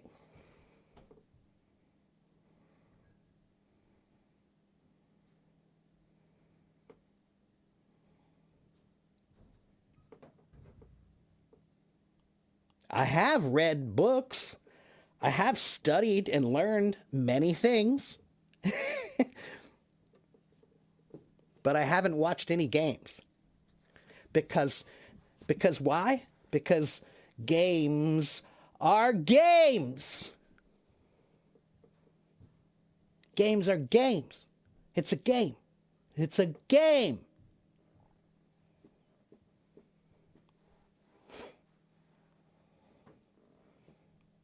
Okay? Do I do sports? No, I don't do sports. I'm 50 years old, so no, I don't do any sports anymore. I play drums. Drums is my sport. It's a very physical instrument.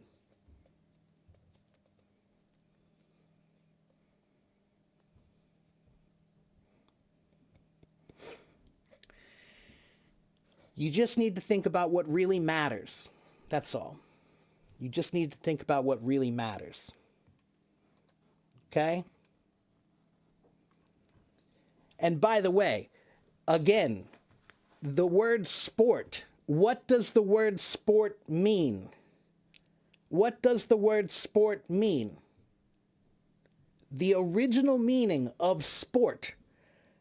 The word used to be disport. Disport is the original word. Okay? And what does disport mean? Port means carry, and dis means away. So, disport means to carry away. What are you carrying away? What are you carrying away, everyone?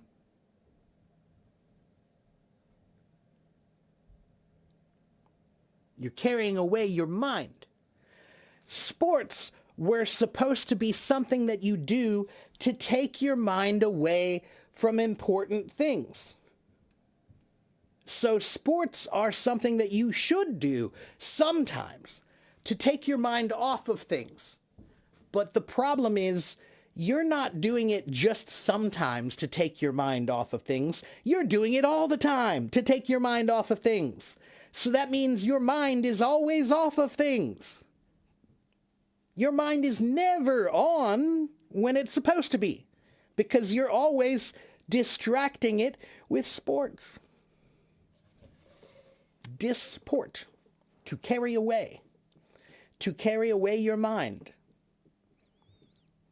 Now it sounds like an evil activity. Well, Hero, this goes back to the Roman Empire, Hero. In the Roman Empire, do you know why they had the gladiator games? Why did they do that? Why did they have the Colosseum?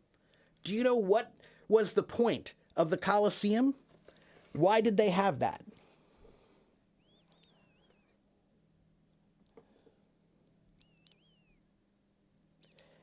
The gladiators and the Colosseum and all of that, they had that to distract people. To distract people. It was called bread and circuses. It was the Roman idea that if you give the people food and entertainment, they won't get mad. If you give the people enough food and enough entertainment, they'll be happy and fat and lazy, and they won't bother you while you're running the country. Bread and circuses. That's what they did. And it's still happening today. Hero says humans are inherently savage, so they love sports.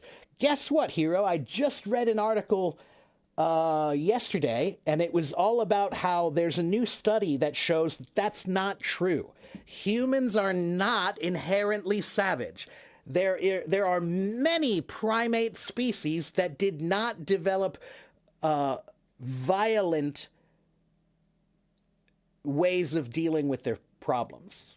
There are many primate species that developed ways to deal with things that were less violent.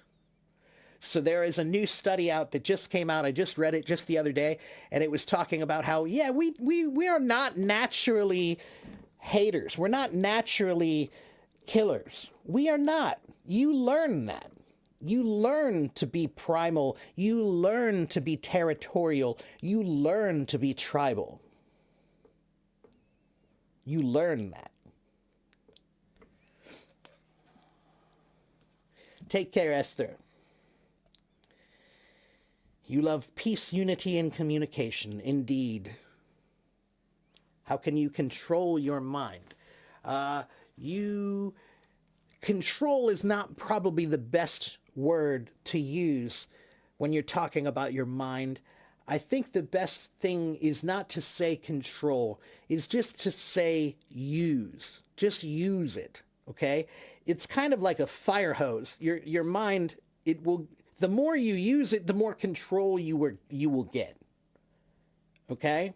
So in the beginning, your mind is very wild and uncontrolled. But if you use it more, it will become more focused and controlled. Okay? We never had a peaceful world, though. Yeah, that's true, Hero. But again, how much of that is learned?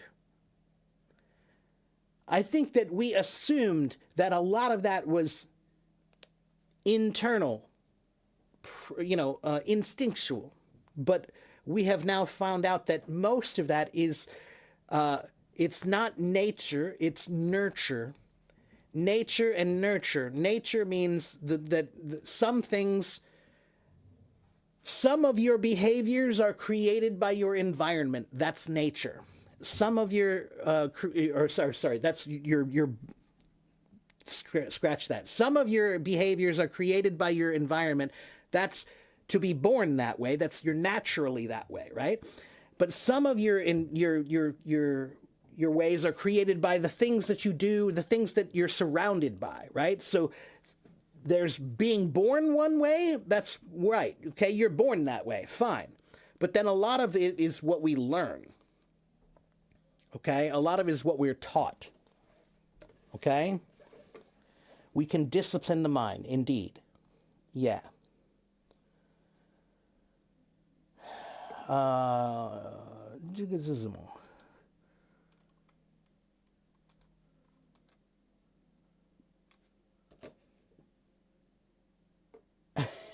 You're going to come to my hometown. Well, that'd be nice. You're welcome to come visit me anytime you want to.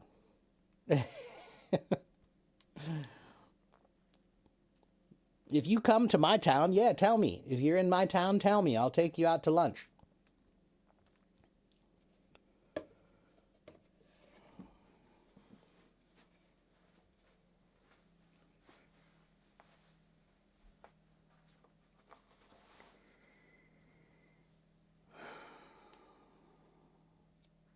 Do I do yoga or exercise? I used to do yoga a long time ago. I'm not good at yoga because I'm not very flexible. I'm like a dry stick, a dead twig. I break before I bend. But I do, so again, I'm a drummer, everybody. And if you don't know, drums is a very physical instrument. So in general, there are not too many fat drummers. There are few, but if you look at most drummers are usually in pretty good shape because drums is a very physical instrument. But I also do a lot of physical work. I don't do a lot of exercise. I don't go to a gym. I'm not a gym guy. I don't like that. But I cut down wood, I cut trees, I cut the grass, I do yard work, I do a lot of house things that need energy. So I prefer to work out productively. I find things that are productive that I need to do, and I find a way to do them that makes me exercise. So for example, if I have to cut the grass, right? Cutting the grass just means I have to stand behind the mower and push it, right? But when I cut the grass, I don't just stand behind the mower and push it. I push hard. I really try to go as quickly as I can because I want the workout. I want the exercise. I don't want to be lazy. It's called planned inefficiency. Planned inefficiency. I do this all the time. I wrote an article about this. Most people, when they do things, they always try to be efficient. So when you do the dishes, you try to do them as quickly and as, swiftly as you can, right? When you cut the grass, you try to do it as quickly as you can, right? But you're not doing it, how do I say this? You're not doing it in a way that that does effort. You're doing it in the laziest way, right? You're trying to do it without any sweat, right? So you're washing the dishes, but you're not going really fast. You just want to try to do it without any effort, right? That's the way most people are. They try to do things without effort. And what I'm saying is sometimes you can deliberately try to not be efficient. And that can be useful. You can push yourself when you usually try to be lazy, don't. Planned inefficiency.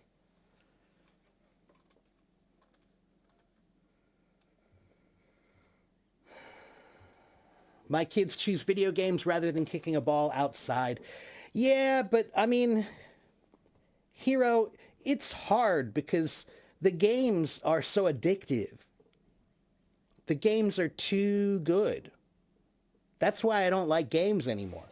I used to like video games. When I was a kid, I liked video games. I don't like them anymore because now I recognize that there are no video games anymore. They're not games. Games can be finished. Can you finish any of the games that you play today? When you buy a video game, can you finish it? You can't. That's not a game. That's a time stealer. Okay? They have these games where it's like an open world where you never end. That's not a game. That's a group of guys who sat down at a table and they said, let's make a product that will keep people in front of the screen as long as possible. So they were not trying to make a game. They were not trying to make something interesting. They were trying to make something that keeps you here.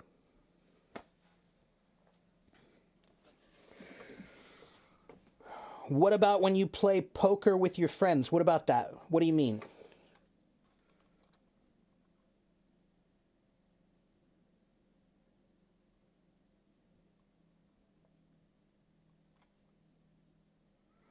But after 40s, we lose muscle mass, so it's important to lift weights. Yeah, I guess. But again, I think that you don't really have to lift weights so much as you just have to make sure that you're not lazy. Can you still climb a tree? Right? That's the kind of thing I think about is, can you still climb a tree? If you can still climb a tree, you're fine.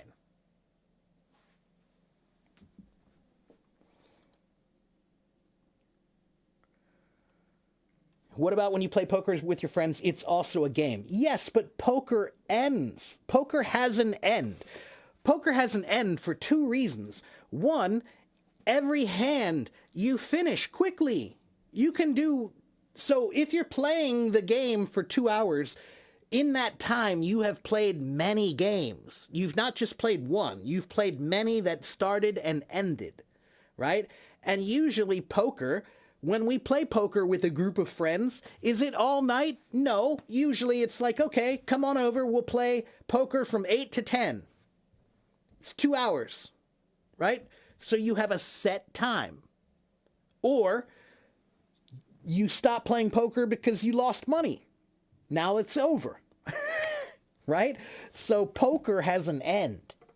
Poker has an end.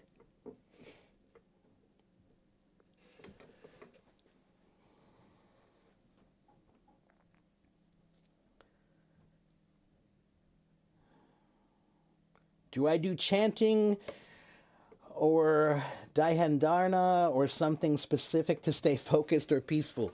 No, I think a lot. I play drums, and that's my meditation, and that's my exercise, and that's my when I play drums, sometimes I play drums for hours, 2, 3, 4 hours. And when I'm playing drums, my body is very distracted. My arms and my legs are very distracted. And because my body is so distracted, my mind is free. So I think quite freely when I'm playing drums.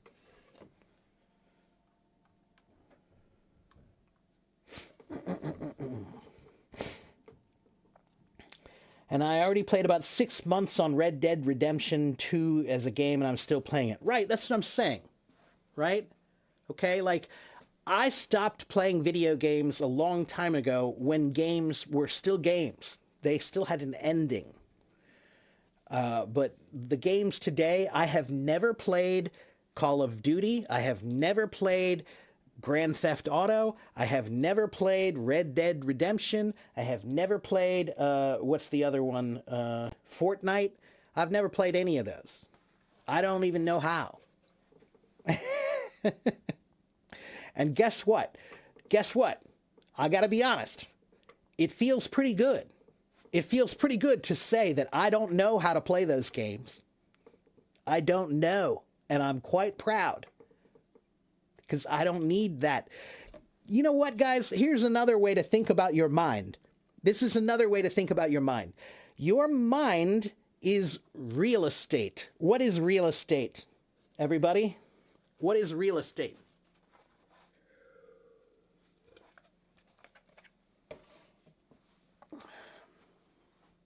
Property. That's right. And you only have so much real estate up here. You only have so much. So what property did you buy? What property did you buy up here? What property do you own? I don't have any property in Grand Theft Auto. I don't have any property in Call of Duty. I don't have any property in Red Dead Redemption. I don't have any property in Ronaldo. I don't have any property in sports.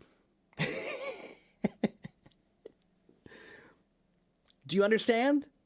So because I don't have property in those things, that means I can buy other property. I can buy property in books. I can buy property in music.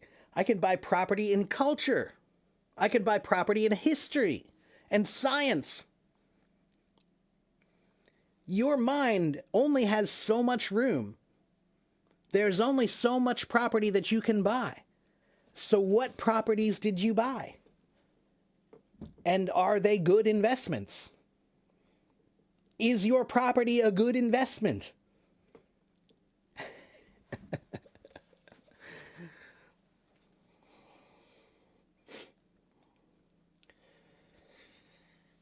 What do I think about the transition of the Earth from the third to the fifth level? Tatiana, I don't even know what that means. I have no idea. I'm not a very spiritual guy in that way. I don't know about those things. Take care, Mona Lisa.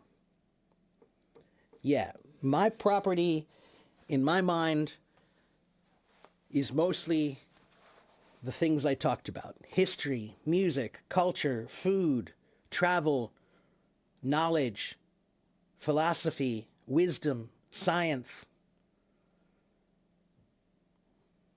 Now, I'm not saying I don't have fun. I have fun. There are some things I like to do that are just frivolous things, whimsical things that are not with purpose, but only a little property for that. I don't have too much property invested in things that don't matter. Okay? So my question is, does your property matter? Does your property matter? I'm sorry to tell you, but if you have a lot of property in Ronaldo, that is not a good investment. That is not a good investment. All right? Invest in yourself. Invest in knowledge. Instead of studying what somebody else did, why not do something? Instead of looking at Ronaldo and saying, wow, Ronaldo is amazing. That guy's amazing. Why don't you go be amazing? Do something. Instead of watching him, go do something yourself. You know what I'm saying?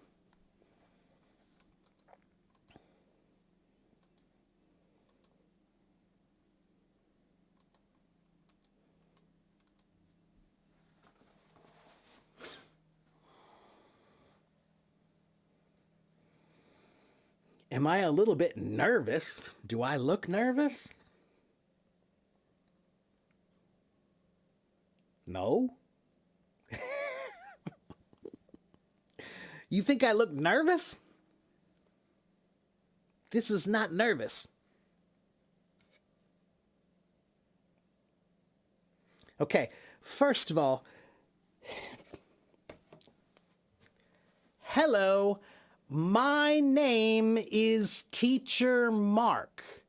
My name is not Bro.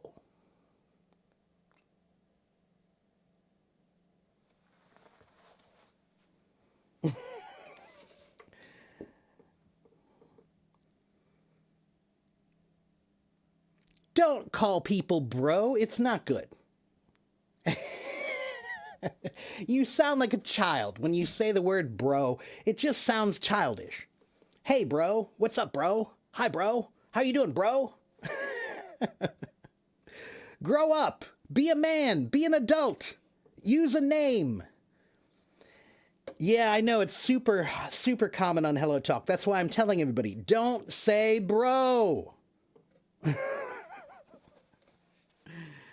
Don't say bro. It's just not good. All right? My friend. You can say my friend.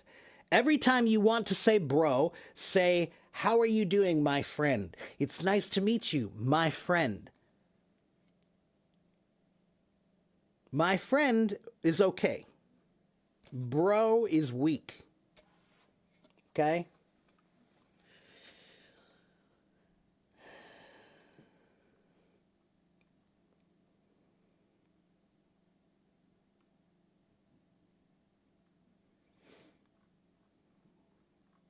Sometimes you heard me say bro? No, you have not.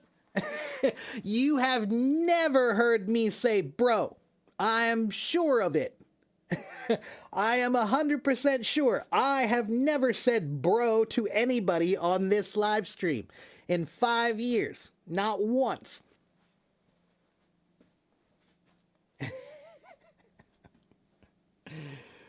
You're too young to not say bro. Okay, well then, Simon, let's turn that around. Couldn't you look like you're more mature? By not saying bro, you can say, oh, look how mature he is. He's young. So a young guy, sure, young guy should be saying bro all the time, right? But if you don't, then you look like you're more mature. Okay? So, have I ever used the word bro? Yeah, I have. But only to my closest friends. I have never, ever said bro to somebody that I don't know. Okay? I have never, ever said, hi, bro, nice to meet you. Because you can't say, nice to meet you, and say, bro. Bro is a term of affection. It's a term of familiarity. You know me. If you say bro, you know me. So you can't say, hey, nice to meet you, bro. Because you don't know me. Right?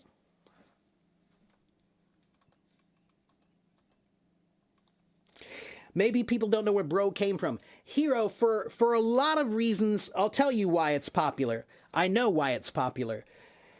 It's mostly in the Indian countries. Okay, it's not countries. I should say the Indian cultures, right? Because in Hindi, there's a word that means brother. And in Hindi, in India, it's very common to call everybody brother in their language. But then all those Indian people, then they learn English, and now they start saying it in English all the time now too, because they think, oh, well, it's just a nice word. It's a nice word, brother, so I should use it, right? But it does not work. When you translate it to English, it's not the same. So you're trying to sound like your English is better, but if you say bro all the time, it's not better, it's worse. Okay? And Lillian, I am not angry. I'm not angry. Believe me, if I am angry, you will know. Okay? I am passionate. I am not angry. When I'm angry, you will know.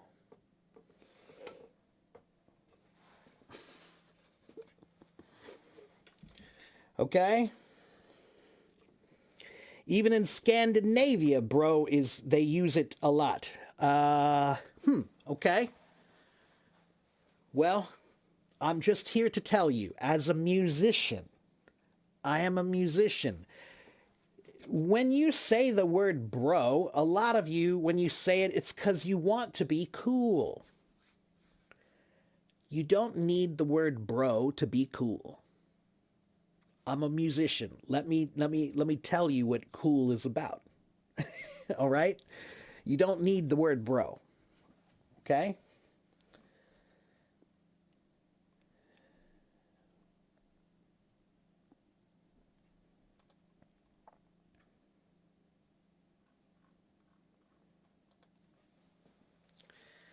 Right. Right. For me, saying bro even once is annoying. Yeah, me too. I just think it sounds childish. I just think it sounds really childish. Like, why? Why can't you just grow up? Why do you want to be cool so badly? Yeah, right? It's like, that's why I don't teach slang. I don't teach slang because slang is not real language. Slang is language of coolness. So slang is just the words that people use to try to be cool. It's like your little group. Okay? So yeah. If you're just using the word to be cool, guess what? You're not cool. That's the funny thing about being cool. As soon as you try to be cool, you're not cool. As soon as you try to be cool, you're not cool anymore. Coolness is about not trying. It's about being yourself. When you are yourself, you are cool. Okay. Oh yes, I forgot about the file. Thank you, Miss Bo. Let me see. Where's my file? Yes. If you are new, then you need this file. Let me pin it to the chat. The file that I just pinned in the chat, that is my FAQ, frequently asked questions. If you want to know my schedule, get the file. If you want to know who am I and where am I from, get the file. If you want to know what do we do here, get the file. Okay? Get the file, get the file, get the file. Okay? I have been on Hello Talk for 12 years. I have been learning, I've been teaching here on live streams for 5 years. Almost 5 years. I have about 90,000 followers here. Okay? So If you're here, click follow. Okay? And I also have, look, I have a YouTube channel. I have a YouTube channel here. I have a website here. And I have a blog here. Okay? Don't call me bro, or I will kick you out.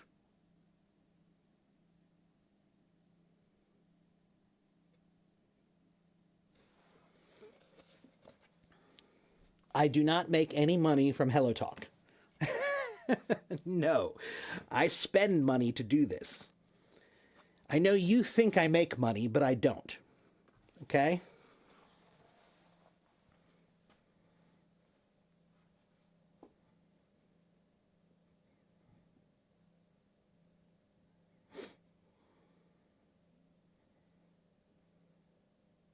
Okay. Somebody wanted to know how long this is going to go, and it's probably gone long enough.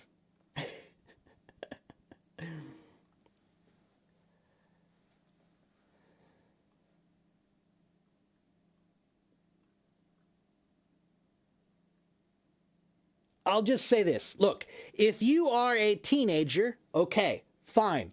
You can say bro. If you are not a teenager, you need to think it over. You need to think about it.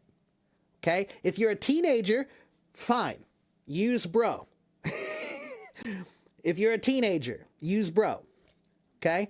But if you're not a teenager, think about it. Okay?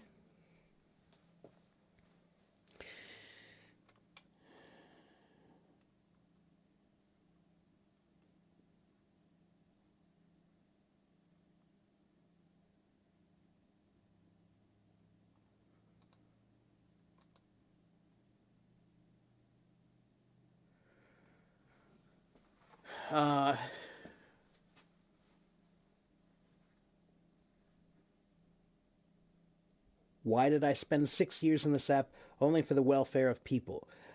It's not only for the welfare of people. I get benefit from teaching.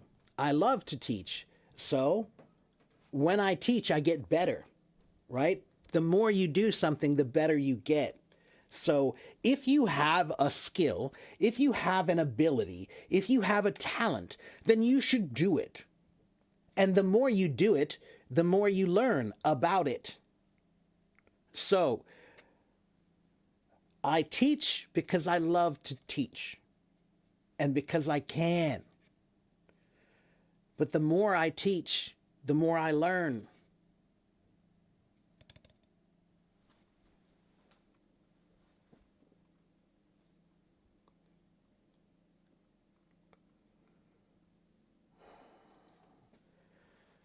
Waleed, what's the problem, Waleed? I don't know what that means, man. Waleed, take a breath, Waleed. Take a breath. Sometimes when life is so serious, you should go do something silly. Sometimes when you feel life is too serious, go do something silly. It's called stress relief. It's a pressure release valve. Okay? So go have some fun with your friends somewhere. Go watch a movie. Go hiking. Go camping. Go do something that's just stupid and fun with no real point. And that's medicine. Sometimes that's medicine. Sometimes purpose is important. Your life should have purpose. It should. But sometimes you need a break and you need to let your mind relax. That's why we called it sports, disport, to take your mind away. So you do need to do some things to take your mind away occasionally. Okay? But if you're taking your mind away all the time, you should think about that. Why? Why are you distracting yourself all the time?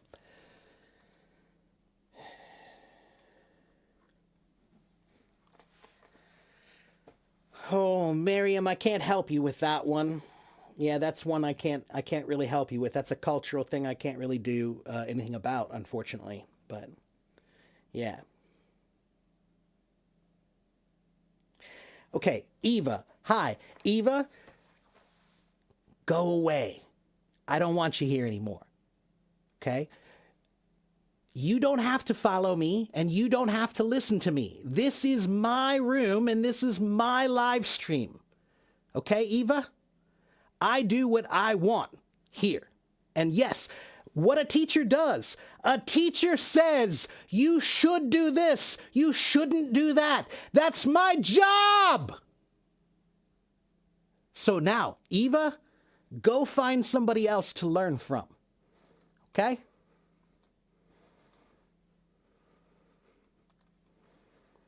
You're not welcome here.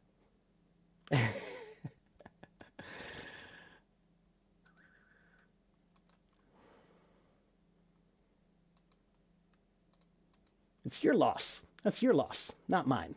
It's your loss. Yeah, see, that was angry. That was angry.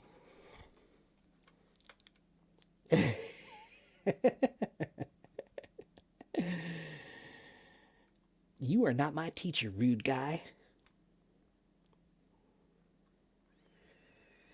Okay. Anyway. If you come to my live stream and you don't think I'm useful, that's fine. I am not telling you that I am the only one. I am not telling you that I am the only way. I am not saying that you can't do anything else. The only thing that I'm saying is if you're here in my room, then yeah, you're here in my room. Look, this is my room. So in my room, we do what I want. That's simple. That's very simple. That's very simple. Okay, so I'm going to go now. On that note, I'm going to go because I'm such a rude guy. I'm so rude. I have taught here for 2,000 hours. I'm so rude. I've taught here for free for 2,000 hours.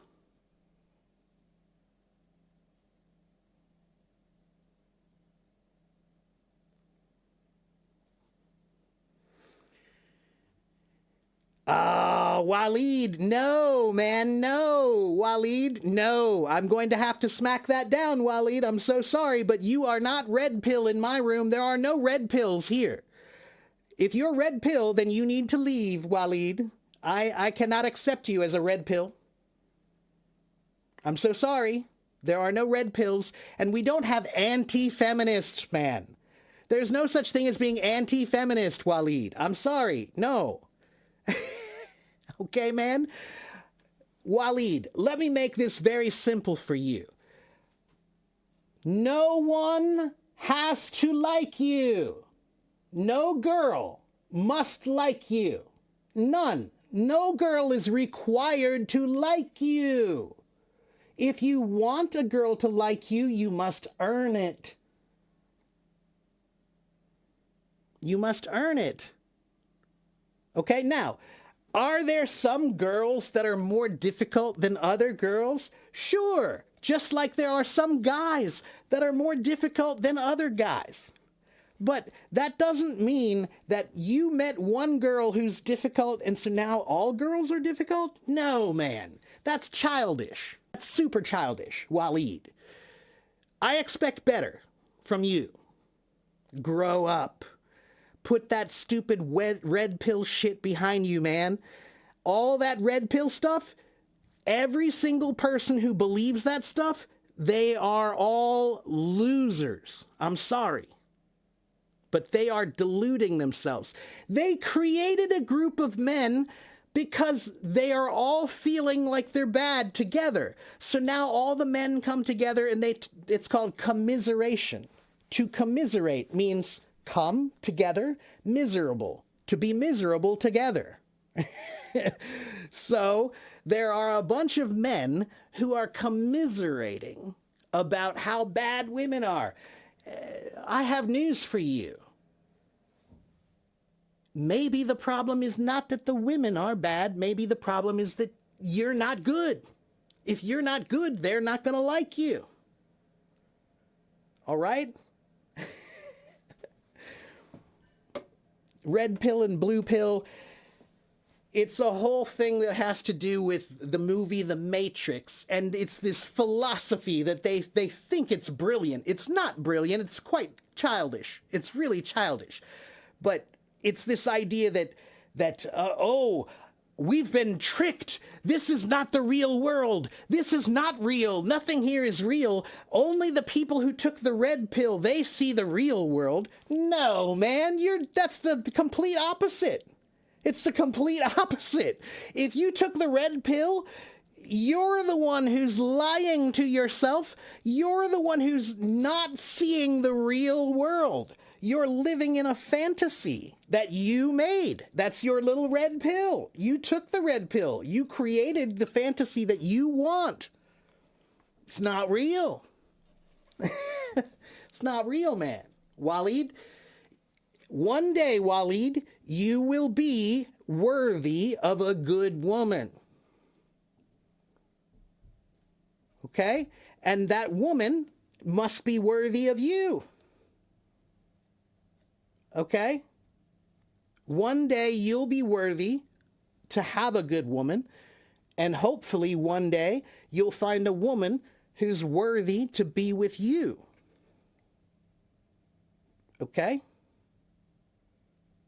But to be worthy, you have to put effort into it. You have to become something. Okay? And Waleed, I believe in you. I think you can be a great man.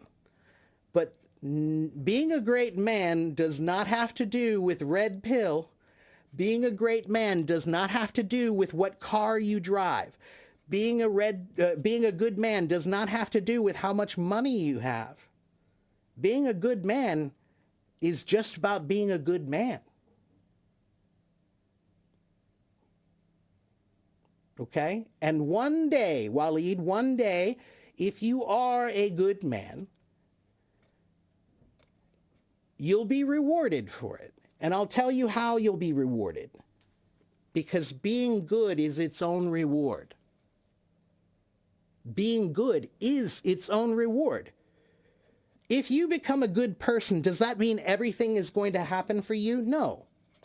But when you become a good person, you have given the reward to yourself. That's the best present that you can give to yourself.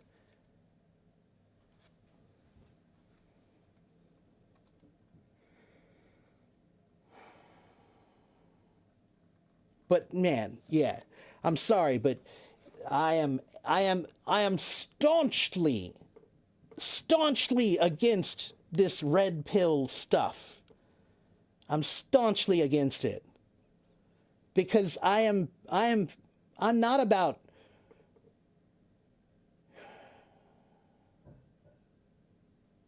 I'm just about treating everybody the same way.